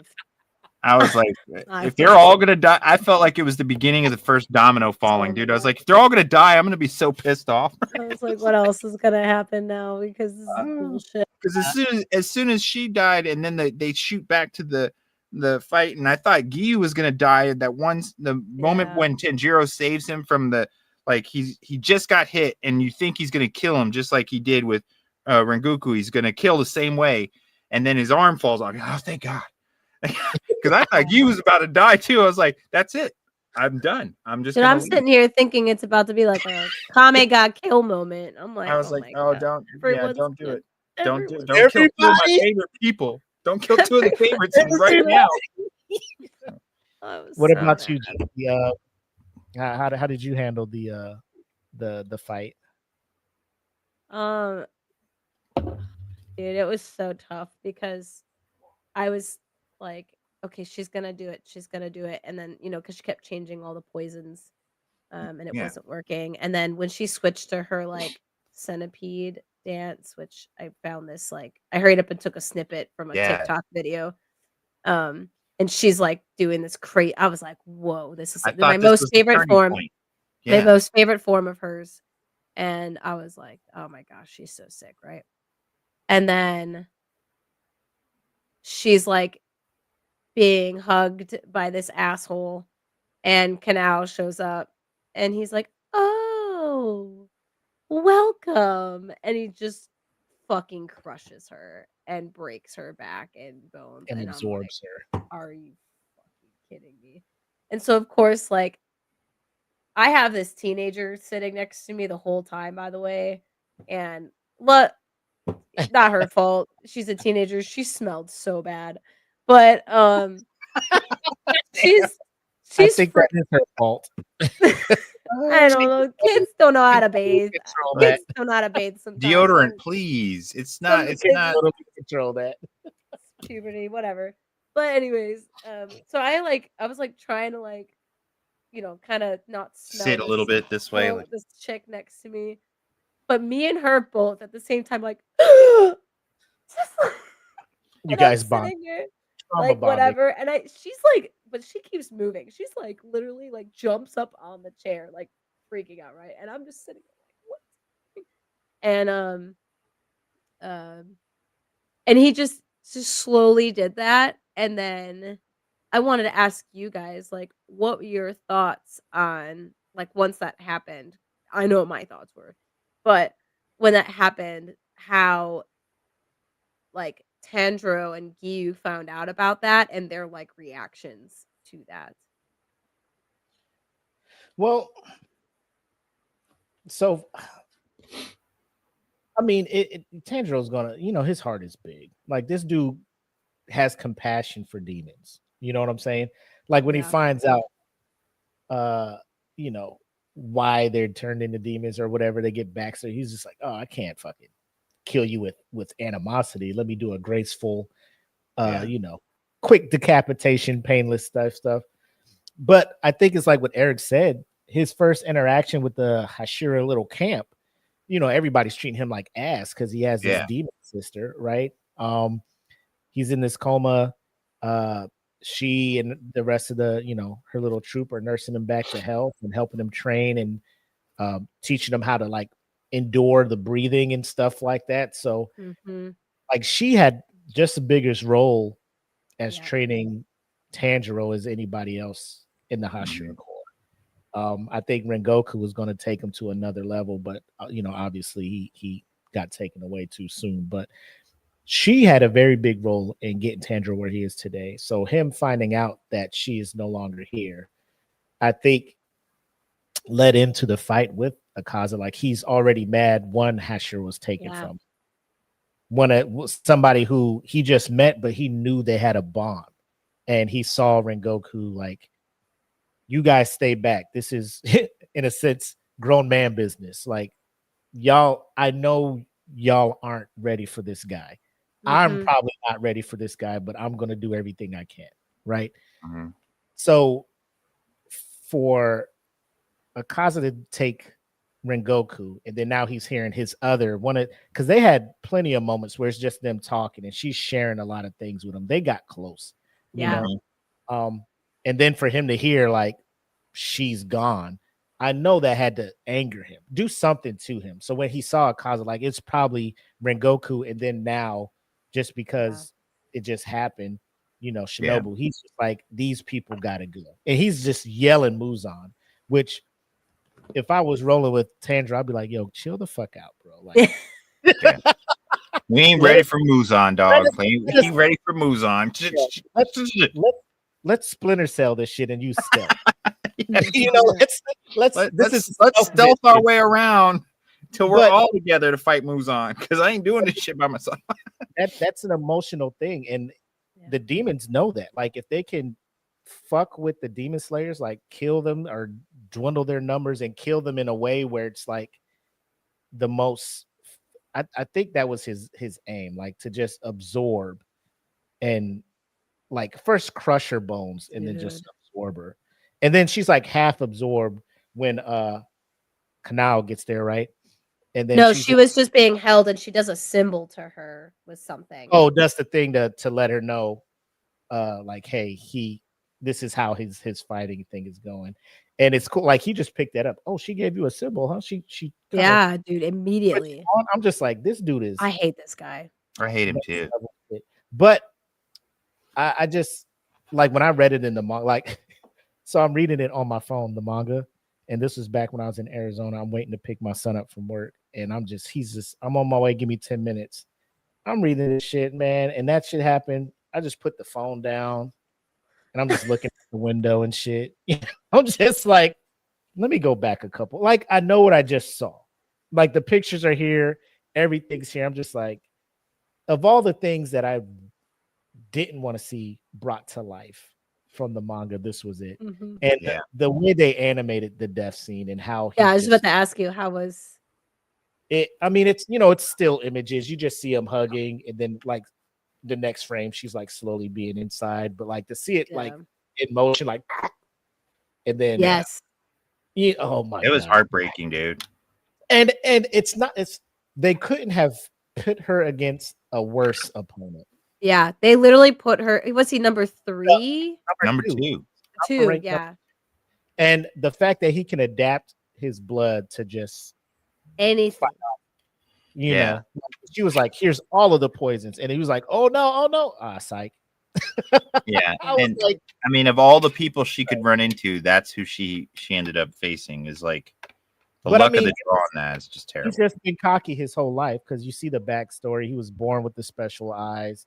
He was a cult. He's terrible. There's no redeeming qualities to his never had any compassion for anybody. Like his parents died and he wasn't upset. He was just like, oh, this is an ugly look. Like it smells bad in here.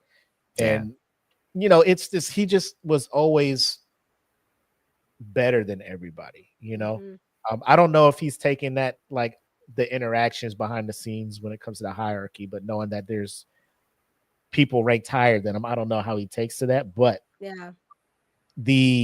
he's just toying with these Hashira because he sees them not on his level. But the comeuppance he gets is I can't wait for you.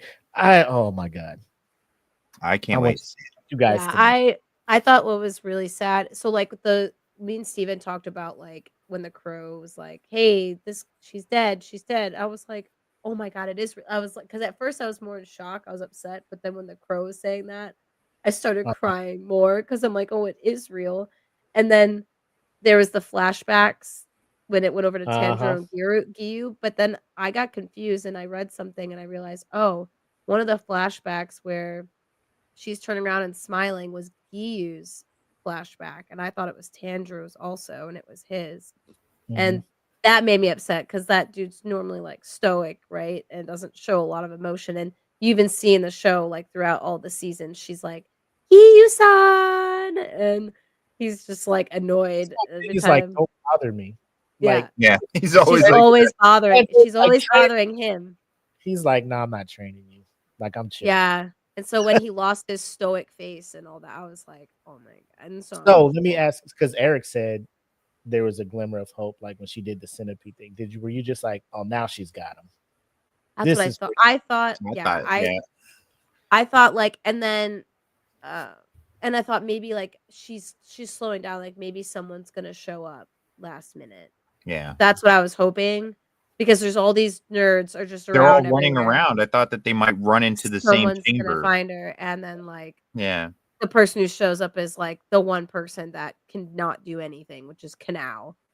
And then she's like screaming now, and now I'm like, oh my god. And then then it goes back to her like being all cut up and stuff, and I'm like, now is Kanao gonna die? Because that's bullshit. So why is it bullshit? He's that strong. Yeah. Because I don't care. I need the writing to at least go a little bit in the favor of how I feel. I need it to be a shonen, okay? Just give me a shonen right here. I know. I was waiting for like when just before he grabbed her when she's doing a centipede form, I was waiting. Like I thought that she had some sort of like, I'm gonna save for a last strike. You know what I mean? Because she did get closer and closer. I was thinking she was gonna go for a kill strike, and then when he just grabs her, dude, it's like it's just so. It was hugely demoralizing. Just imagine if you were the other Hashira. You're just like, wow, the one person who supports everyone and is always there, and doing the chipper things, like calling them out. And, yeah, dude. It's like, nobody's there for her. She was there. For I know. She was always there for everybody. Where the frick was everybody? So stupid.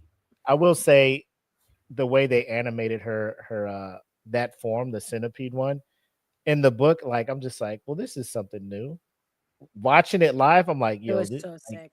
Shinobu was that broad, bro. She that bitch. Mhm.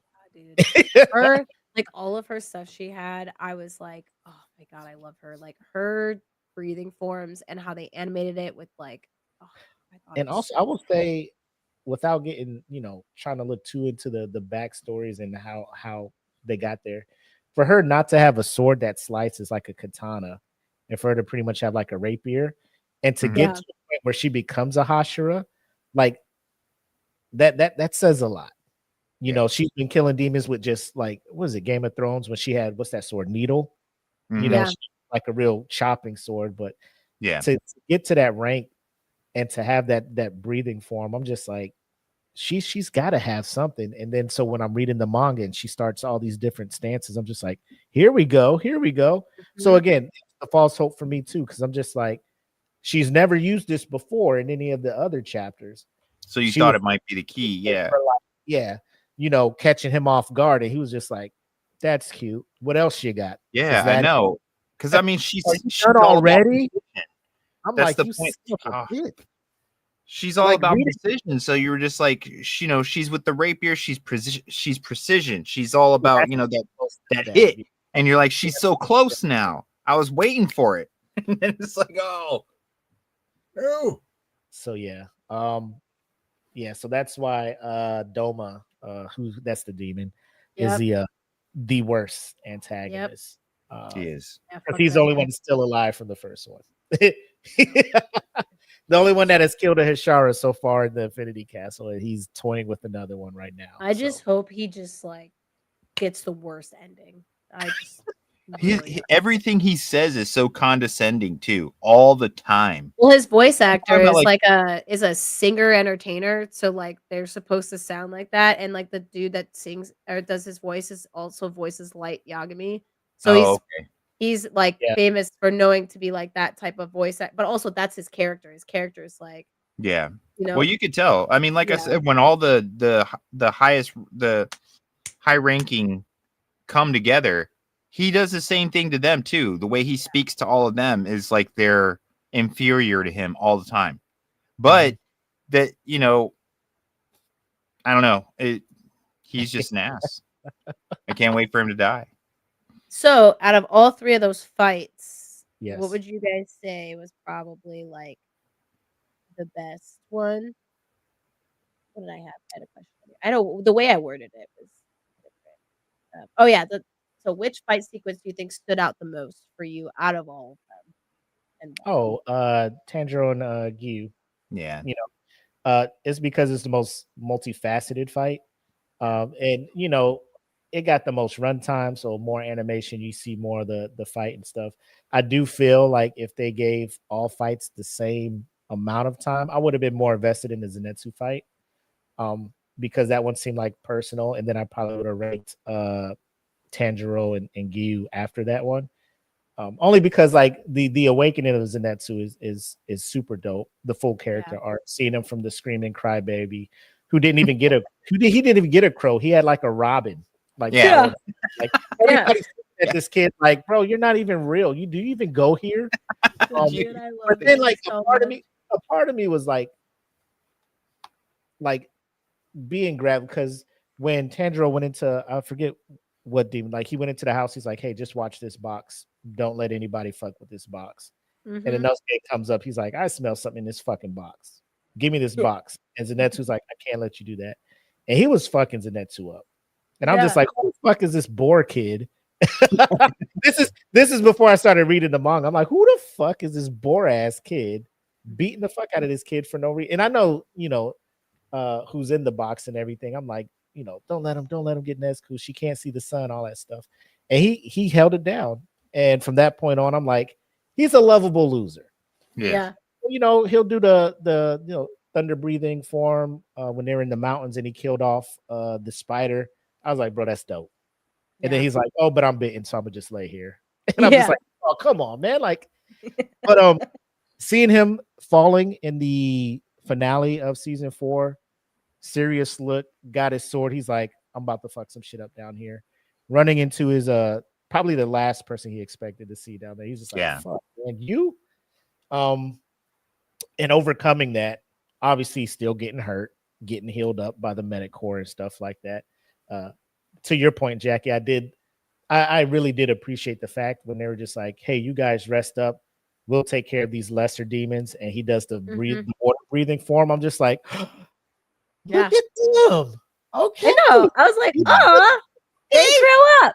Yeah, I'm telling you, it showed the purpose of the training arc. It was sick. And it was really cool.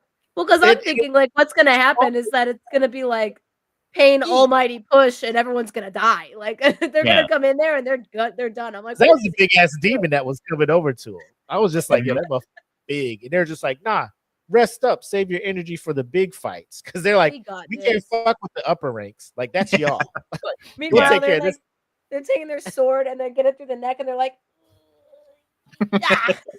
it's a team. I mean, it was cool to see though that they came through. I mean, it made it, like I said, it came full circle. You saw these guys struggling, and then they were inspired by Tanjiro during the training arc. They saw that Tanjiro keeps trying. Tanjiro's like telling them like, "Hey, we could do this," and it feeds back and forth because at the same time you see the growth of Tanjiro from being a woodcutter all the way up to where he's at now. Because when you first met him, he was. Remember when they're in the forest? Okay, in the forest, he's about to kill Nezuko. Okay, and Tanjiro does that move where he throws the axe, but he was running, and Guy was like, "That was very, impressive for someone who's not he's not a fighter at all. But for him to pull that off, he's like." He has some of that little potential. And then to see him come all the way here now, you're just like, and all along the way, he inspires people like Zenitsu and Inosuke and everyone along the way. I mean, they come along because of how, like Willie said, he has a huge heart. They believe in him because of the fact that, I mean, look, he won over all the Hashira that were trying to kick his ass when he first showed up there. They're trying to kill his sister, kick his ass, and he won them all over. Yeah. I mean, he's probably one of my favorite anime heroes of all time. So I think like his fight was obviously going to be one of the biggest ones. He had a lot of invested in it because him and Rengoku were really close. Or they started to form this bond. And then he watched this person that he looked up to die right in front of him, Yeah. So of course that fight's going to be huge. But yeah, Zenitsu's fight was, I mean, badass. None of this was wasted, in my opinion. Because I mean, her fight was excellent too, even though it was heartbreaking. I mean, all of it was great. Yeah, what's cool about Tanjiro's character is Kiyohara, when she initially came out the one shot, it was all very depressing and a lot more darker. And when she brought that same theme to the editor's like, I don't think this is going to capture as many people as you think it will. You need to change the personality of like the main character. And so that's when she changed it to someone who's just very noble and true and loyal. Yeah. And then it became who he is now. It's kind of the same with like a lot of people who have like Oda for One Piece. Like his editor said the same thing for when he needed to change some of the direction, and now look at One Piece. So it's kind of cool how the team, especially editors, can also influence just one little thing, and like the whole story goes a different route. And now you have like what you have, and yeah, it's just. Kiyohara said that like she wants to do a sci-fi romantic comedy next. She wants to do something completely different than something like this. So I'm excited about. I like that. I like the fact that she's doing something different. A lot of people kind of just look, and there's people out there that'll see what she does for her next project and be like, we want a another Demon Slayer is type. Like, let these creators create. Let them be Yeah. free to do what they want to do. She gave us an amazing story here. Yeah. Let's a standing ovation applaud. Hopefully Let's this trust is an Oscar for best animated film. And they Yeah. better do that best foreign animated film. Like this shit better fucking Yeah. let me just, because if we're talking domestic Yeah. animated films this year, Oh Dog, yeah, I did do a comparing to K-pop Demon Hunters. Dogman, 36 million. The King of Kings, 17.6 million. Elio, 21 million. This is opening weekend. And The Bad Guys 2, 30 million opening weekend. Demon Slayer, 70 million. Like, Yeah. reviews off the chart. Stop. All right. Don't throw me that garbage of best just foreign. Like, no, dude, that's just the best. Don't do it. Yeah. What you fucking do it, Academy. Don't.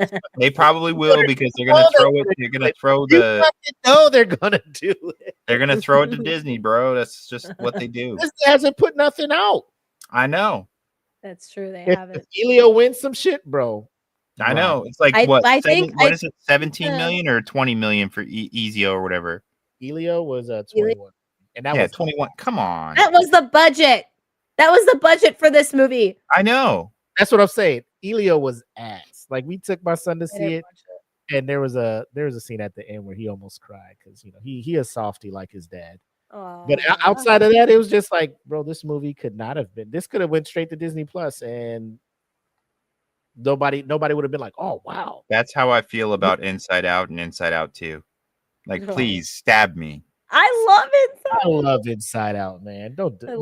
Yeah, dude, I'm such a huge Sorry. fan of Inside Out. Sorry, I'm not as Bing bong, bing bong. Bing Bong freaks me out, okay? Sorry, Bing Bong's scary as shit. Okay. Kids see creepy things when they're Don't younger. ever pause the video with Bing Bong on the screen, okay? Because then his eyeballs are in different locations and it's just like that much scarier. You're just like, whoa, Bing Bong, you give me the wicked vibes, bro. I don't need to.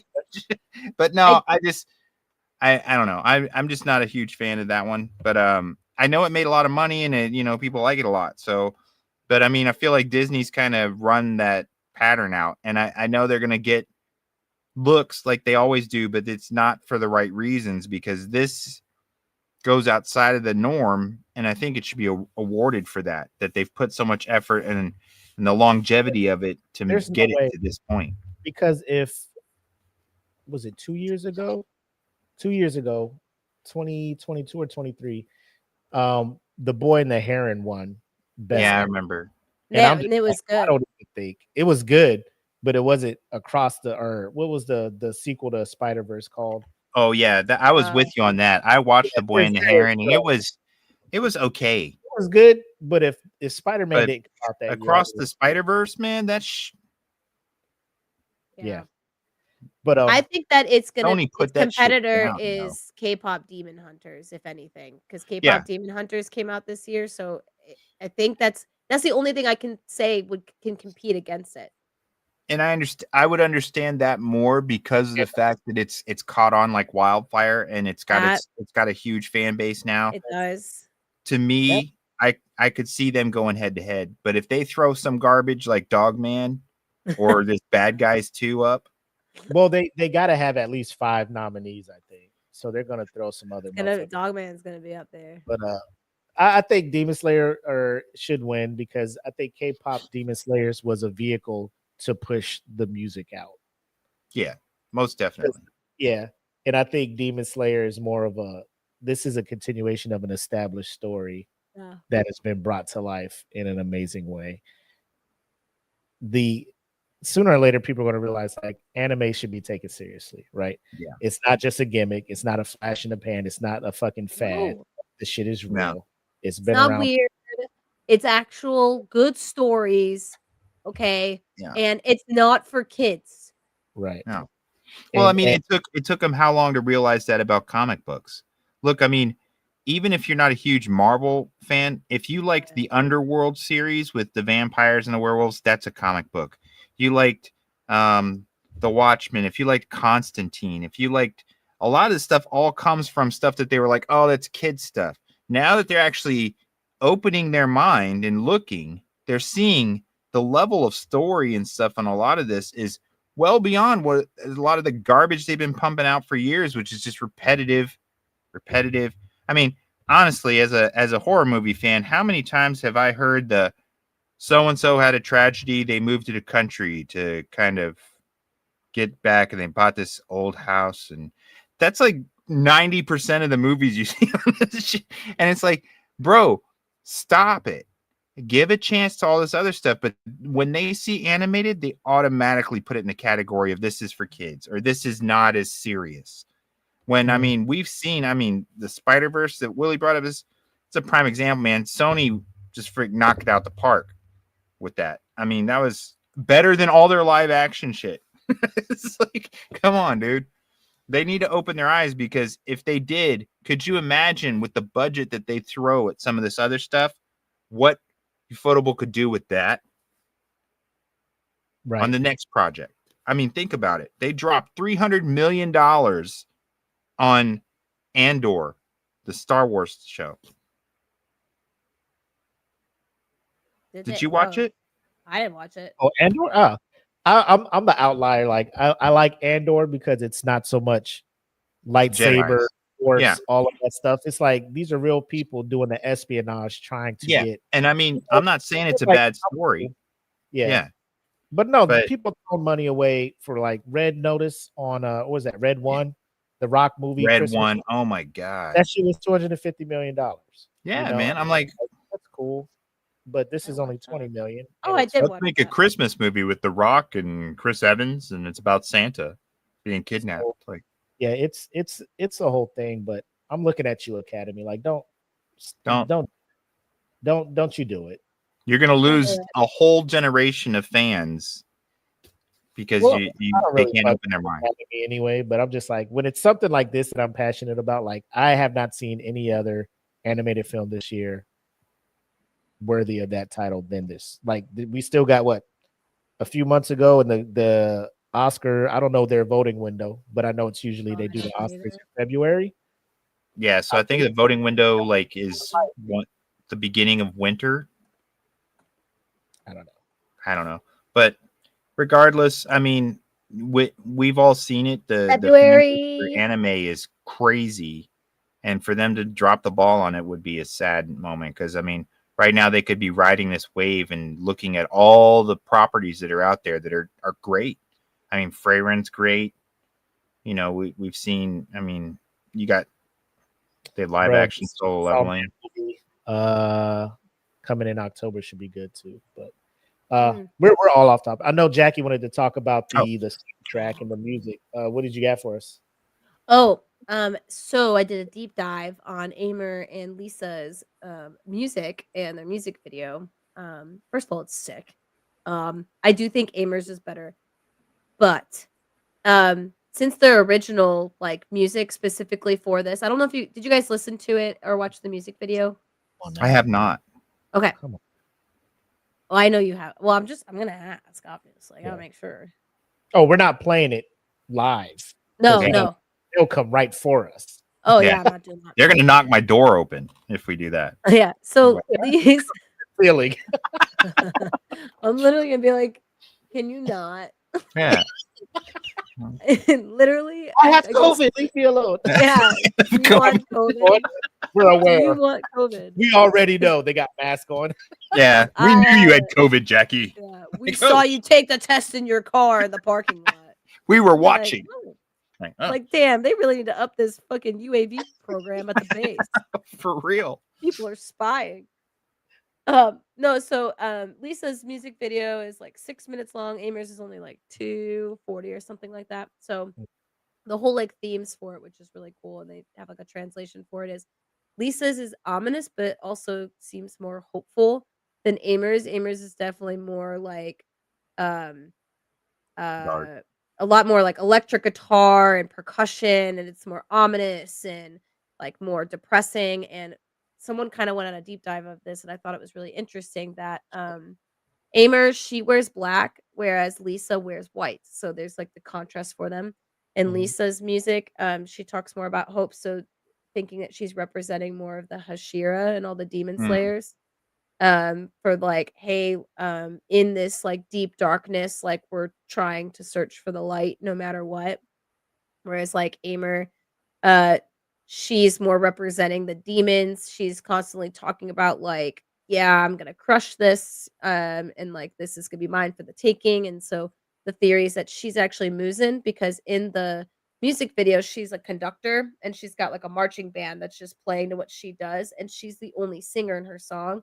Whereas with Lisa, she has nobody around her. She's singing, but there's a lot more singing in the background of her music.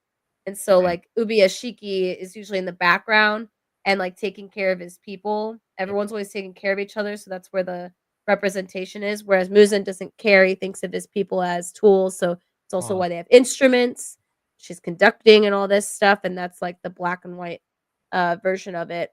One person said that Big Aimer's song could also be a representation of Akaza's point of view, because Mm. at one point the lyrics is the wild crashing waves brushes past my cheeks in sorrow that has piled up and up. There's no hesitation, just face forward and fly. And it's like when Giyu was facing Akaza and he's water breathing, so those waves. And Yeah. then the sorrow of losing his lover haunts him forever, but he isn't aware of it. And his desperation to fill that void, he becomes hungry for more and more power. So I thought that was interesting, and it's a really, really cool. They're both really cool music videos. They're both dancing in it and doing like all these interpretive dance type style moves. What's it called? Contemporary dancing. And the theme like follows the. I thought when they played it throughout the movie as well, and where they place it, because I think that Lisa's is in the beginning and Aimer's is in the beginning, and I think Lisa's is at the end, which does make sense because Tanjiro and Giyu kill Akaza, and now there's a little bit of hope. Yeah. So I thought it was really cool how they got these two just amazing freaking artists, especially bringing Lisa constantly back to the Demon Slayer because she's really the one that propelled it with the music, with her opening, and anything she does, Yeah. I'm gonna listen to it. Yeah. It's like, Oh, 100%. she's, yeah, 100%. yeah, and then Koku Shibu, which is the dude with the red hair and all the eyes, who we're still not sure about, like what hit. Well, I'm not sure about yet for the Upper- anime. E. Yeah, the ending theme of him at the end and how they were just doing this whole like guitar, just dude, it was insane. I was like, my God, this is because he found out that Akaza died, and now this dude's like, How do you guys feel that you have to wait 2 years for the next movie?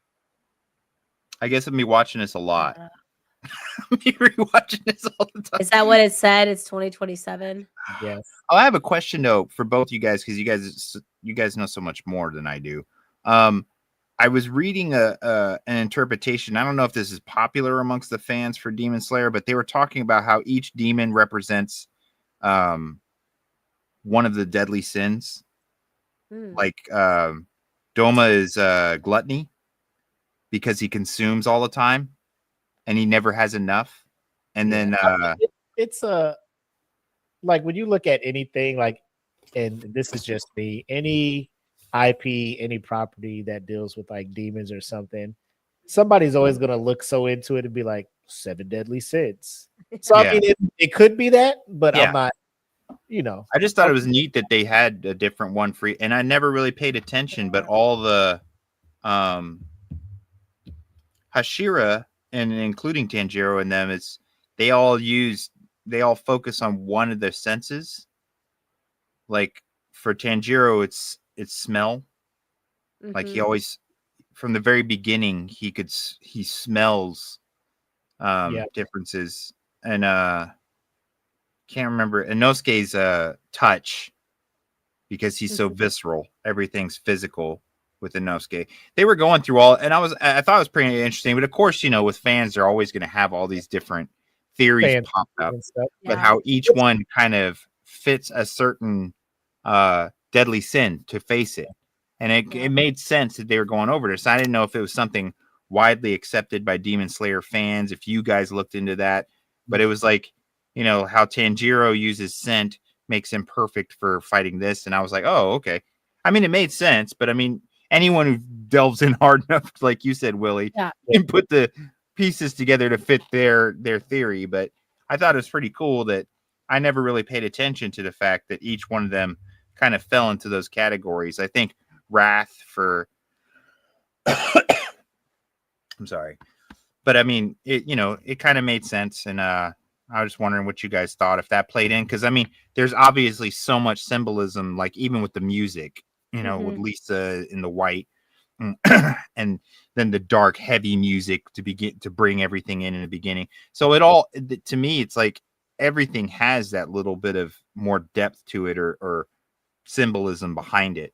And I thought that was kind of neat. Maybe there is a lot of it that the more we look at it, we see, because obviously the more we watch these characters unfold with the backstories that were given to us just in this movie, there's so much more symbolism that was being thrown at us from the very beginning. And we just never noticed, like the snowflake on the ground or, anything like that. It all comes together now. But I mean, wonder if those little intricacies are there, and we're just going to see more and more of, unfortunately, in 2027. But yeah, I will say one of my coworkers I was talking to them, they brought up a good point that Demon Slayer's, I don't think, and I agree with this, it's a complex plot. It's pretty simple. Like there's a demon that controls like all these demons, and the backstories are like it's in depth, but it's not complex. Like everyone has like depth to them. It's not like fucking Attack on Titan where I'm like, oh my gosh, what's happening? It's pretty simple. And I remember in English class when I was reading this book called The Great Gatsby, and you find all the symbols. There's such a lot of symbolism in that. And I was always the kid where my teacher had to be like, that's not a symbol. That's not a symbol. I was reading too much into it. So I don't think Demon Slayer is as complex. I think some people make it to be or want it to be. And I think they just have to accept that it's like very straightforward, and that there's just some like, there's foreshadowing for sure for things. And there's like, obviously for people that find importance in things that they find important to them, they're going to have like on them, especially demons, which makes sense. I do think people might be reading too much into it though. And just because I've never thought of that. I've never seen, I can see how someone might do that, but from the creator and what she was inspired by, which Naruto, Bleach, and JoJo's Bizarre Adventure are the three main things that inspired her to create this, along with Rurouni Kenshin. So that's why I don't know if like it's valid, because I don't think that really something shit JoJo's about Bizarre. that.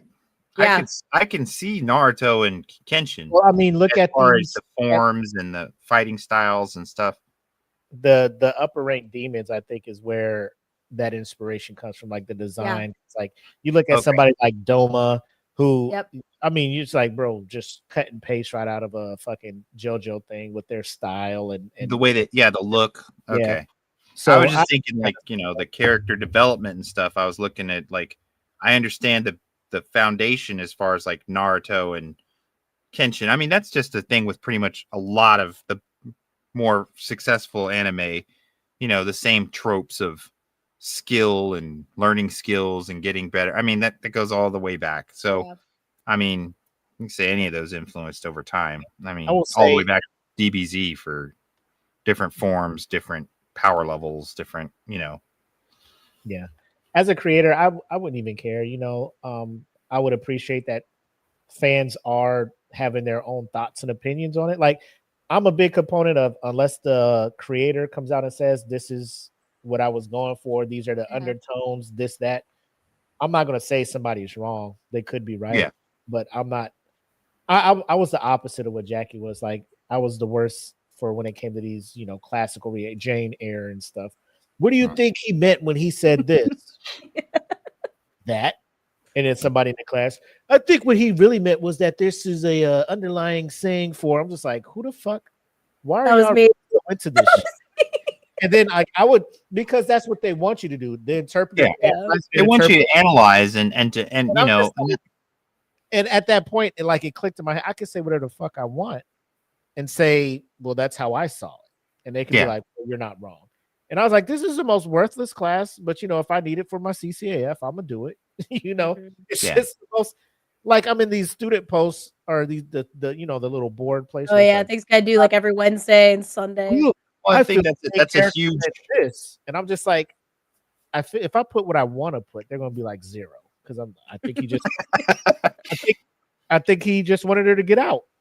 Well, I think technically he really just wanted her to really open up. Like he wanted her to leave emotionally and stay physical. I'm like, what the fuck? But I'll play the game. I got my A. It's cool. Yeah. I mean, I think that there's a huge difference between literary analysts analyzing literature, especially because literature is so dependent on time, the time it was written. The Great Gatsby is 90% influenced by the period, the Gilded Age, and into the Depression.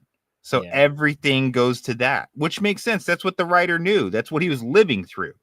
Yeah. But when you're talking about real depths of fiction and science fiction and fantasy, you're talking about worlds that don't have time or history to be compared to. So everything. That's why horror writers, I can see people sitting there and analyzing Poe. Okay. Because a lot of what he said was poetic and had ulterior, like meanings. Or with science fiction fantasy, you can interject other meanings because, you drew upon it. Like Game of Thrones or Song of Ice and Fire or whatever. He drew most of that off of the War of the Roses, which was a real world thing. But then he could change it all because it's fantasy. So he interjected a whole lot of stuff going on that just built upon the War of the Roses, which is a real historical thing. But that's the difference between fantasy, which is what we're looking at here, and literature. Mm-hmm. So when I feel like people find things, like when you come up with the Easter eggs and you throw them out there and we're all like, whoa, that was intentional. So they do put underlying things in intentionally for us. But I don't think it's the same as like analyzing things for the meaning so much as just seeing the little, I guess Easter egg is the only way you could put it. Little nods towards things that could be more. Because I mean, we all know demons with the Japanese is oni, or along those lines, and these are more vampires, which they have different things. So there's a whole lot of things that make it different than just normal storytelling. You know what I mean? So it's not. I know they say it's very simple story, but in a way, it's simple subject matter, but really embellished on the fantasy side. Yeah. You see what I mean? It's not as, because I've seen the same thing where people are like, oh, Demon Slayer is such a simple plot. Why do people love it so much? And I'm like, bless you. I don't know if that was coughing or sneezing, but I just feel like, when you sit back and you look at anything science fiction or any kind of this fiction fantasy writings and stuff, most of the plots are going to be simple when you look at just man versus nature, man versus man versus the future, that's the basic plot for everything literature wise. But this is very, I don't know. I guess I see more depth to it than just the simple part of the plot. Yeah. Cool. Yeah, this will close it out. Sorry, to close it out. Sorry, I was going to ask a question. Go ahead. What you got? So now to close this out, you already watched the manga or read the manga, so I don't know if you just be careful what you say.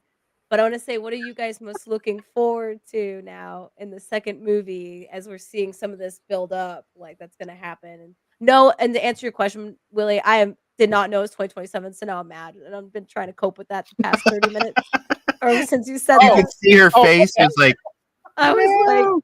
Oh, and then the third one comes out in 2029 because I was at work talking to some of my friends. Oh my god, bro! I'll probably have a baby by then. Am I gonna be alive when that comes out? I'm gonna be in the theater, a whole 48-year-old man wearing a Tanjiro cloak. You can bet your ass that I am going to cosplay Shinobu, and I do not care. Oh man, she's not in this movie. Willie's gonna be pushing my wheelchair up there, and I'm gonna be dressed as Muzan. I hope somebody tells you when you show up in the Shinobu thing, like, oh, she's not in this movie. Yeah, and then you just slap him. You just wow. You about to get some centipede. But it's stab him with poison. And I'm embracing it. I'm like, summer of 2029, I'll be 48 and I'll be showing up in the theater and fucking cosplay. Like, fight me. Hell yeah. You know, great. But all I can say is there's a handful of more Hashira out there, so they're going to run into. So these fights, like if you thought these fights were good, when the Stone Hashira, oh my god, get ready, and then Genya shows up, my man with the double barrels. Hey, get ready, it's going to be a good time, but be prepared for tears. Is all I will say. I'm just looking forward to Inosuke. Everybody doesn't make it out. I'm sure. I am too. I want to see what Inosuke does. I mean, to be completely honest, doesn't get out. I want to see Muzan step up, and whoever's left, I want to see that battle between them and Muzan, because not all of them are going to make it to that fight. And when that fight happens, who's there and what's going, how that's going to go down? Because I can only imagine. If all these other guys bow down to Muzan, then you just know Muzan's going to be a fucking beast. I'm telling you, this is to an anime fan what Infinity War and Endgame was to the Infinity Saga from Marvel. Like it's gonna end so great, you're just gonna need a cigarette when this thing ends. Yep. And then just be happy that a fucking perfect, to me, when the chapter is closed, the end chapter for Demon Slayer closes. This is big 3, and I know like that's slanderous. How dare you? How dare you? Big what? Like I know, like I love Bleach, I love all of that stuff, but what Demon Slayer has done for anime, you got it. You give it its props. Like if you're throwing a Mount Rushmore up there, like you can have the OG big 3 up there. I would even like, and this is crazy coming from me. I love Bleach. Hey bro, that's your boyfriend. Hey bro, Ichigo, my boy, come down here and talk to me, man. Come down here, man. Let Tanjiro go up there for a little bit, man. He deserves it. It's time to retire with all Papa. It may redefine the big 3 when the last movie comes out. You never know, man. Yeah. I'm just saying, like, people are like, oh no, old big 3, new big 3. Like, no, it's just the importance of this franchise, of what Demon Slayer is doing for anime. You have to give it flowers, and it has to be talked about in the highest regards from here on out. Yeah. No Demon Slayer slander. So. Not real flowers. Yeah. I mean, yeah. Joke. You guys don't get it. We do. That was a good one, though. That was a beautiful moment. Good job. But yeah, so you guys heard our ratings. I gave it a 4.5, Jackie 4.75, AJ 4.5. Bowls of ramen. So overall, it's a must watch. Go see it. Definitely. Go see it. Just check it out, dude. Even if you've not followed it all, it may inspire you to go back and pick it all up. Bro, let me tell you, if you want to catch up real quick, download the Shonen Jump app on your phone, whatever, tablet. $2 a month. $1.99 or $2, yeah. $2 a month. You can read through all of these things and catch right on up and go check it out. Yep. I swear to God. Just give it a shot. You will not be disappointed. If you went to go see Dog Man. Yeah, if you dropped $40 to watch Dog Man, go see this. We're looking right at you. Don't take your kids to watch. But yeah, I think that's pretty much it for our review. Obviously, this will be 2 parts. We'll release the spoiler-free one first, and then we'll release the spoiler-filled one after. But across the board, first movie rating from Eat the Cake Anime. This is a must watch. Go check that shit out. Must watch, definitely. Super dope. Parting words. EJ, you got anything? Or what are you looking forward to, I guess, because with this week coming up, I think a lot of the summer anime seasons are wrapping up. I know Dan to Dan's wrapping up, Kaiju number 8's wrapping up. I think Toganaki's, all of these summer ones are wrapping up pretty much. Yeah. I definitely want to see the culmination and direction that they're going to go with Kaiju number 8. With Dan to Dan, this season has been great musically and visually and character development wise. So I'm whatever comes, and especially with these last few episodes, it's been hilarious but awesome. And I'm wearing my shirt, but dope. I was very upset. I was going to wear my Demon Slayer shirt. This is totally off topic, but I can't find it, and I need to get one. That was very upsetting. It was an upsetting moment. Fine. I'm gonna have to get another one. I'm gonna have to get another shirt. I have to get another Demon Slayer shirt. Right. But no, basically Kaiju number 8. I want to see the end of this season and where the direction, and then Dan to Dan, of course. I've just got to watch to the end of this because it's just been so much fun this summer. So, yeah. But that's what I'm looking at. What about you, Jackie? What you most looking forward to season finales of these summer anime? I don't know if the season finale is coming up, but One Piece has been like going crazy right now. And also Gacha Kuta, man. Oh my gosh. It's so good. It is. It's just getting better. Like, I think when we first started watching it, we're like, okay. Bro, the representation too, the artists. I have to look back into the artists and who's like drawing these characters, but no, they're on point. Mm-hmm. I'm trying to think. What else we've been? Oh, To Be Hero X just ended. Next episode, of course, we got to talk these summer animes. Even though, man. Well, the finales will be done, and then we should maybe. That's what I'm saying. We could kind of give our thoughts and probably bowl of ramen ratings for these seasons. Yeah.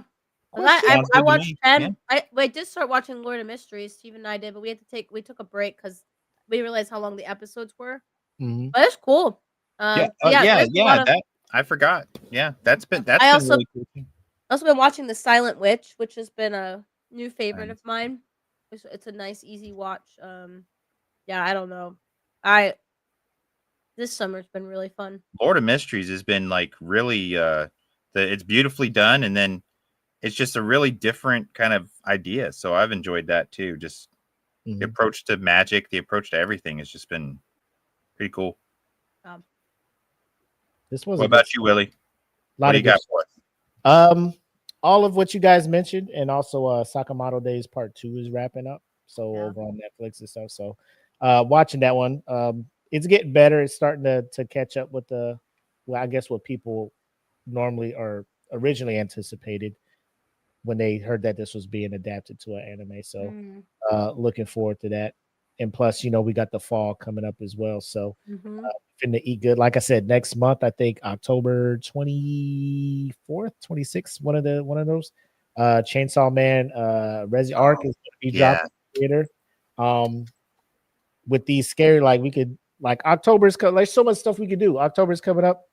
We could talk some of that horror animes, horror animes, things like that. We got a lot of stuff down the pipe that we could do, but we don't want to run this too long. We want to thank you guys for tuning in. For those who will be checking us out later, thank you. Let us know what you thought about the movie if you've seen it, or if you haven't seen it and you want to comment on the non-spoiler part. Let us know if you're planning on seeing it, or if you're trying to wait for it to come on Crunchyroll, because Ufotable said Crunchyroll is not getting this thing in 2025. So if you want to wait to see if it jumps on Crunchyroll, cool. But I think they're trying to let this marinate in the theaters long enough to get the numbers up, which I'm not mad at. But that's all I got. Amazing movie. I love it. Anime stepping up. Thanks, Ufotable. Yep, thank you. No parting words. Everybody's good.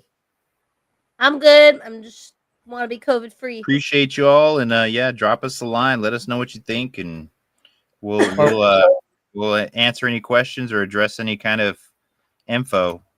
Right. Or if there's a show that you haven't heard us talk about, and you're just like, I feel the show is not getting the love it needs, let us know. We'll check it out. Yeah, put us on something. Yeah, we'll add it to our never ever expanding the list. Yeah. The watch list. But we do appreciate you guys. Thanks for hanging out with us. Episode 20 in the books. We'll catch you guys next time. In the meantime, watch some anime and peace. Oh no, where's my outro video? Oh, here it is.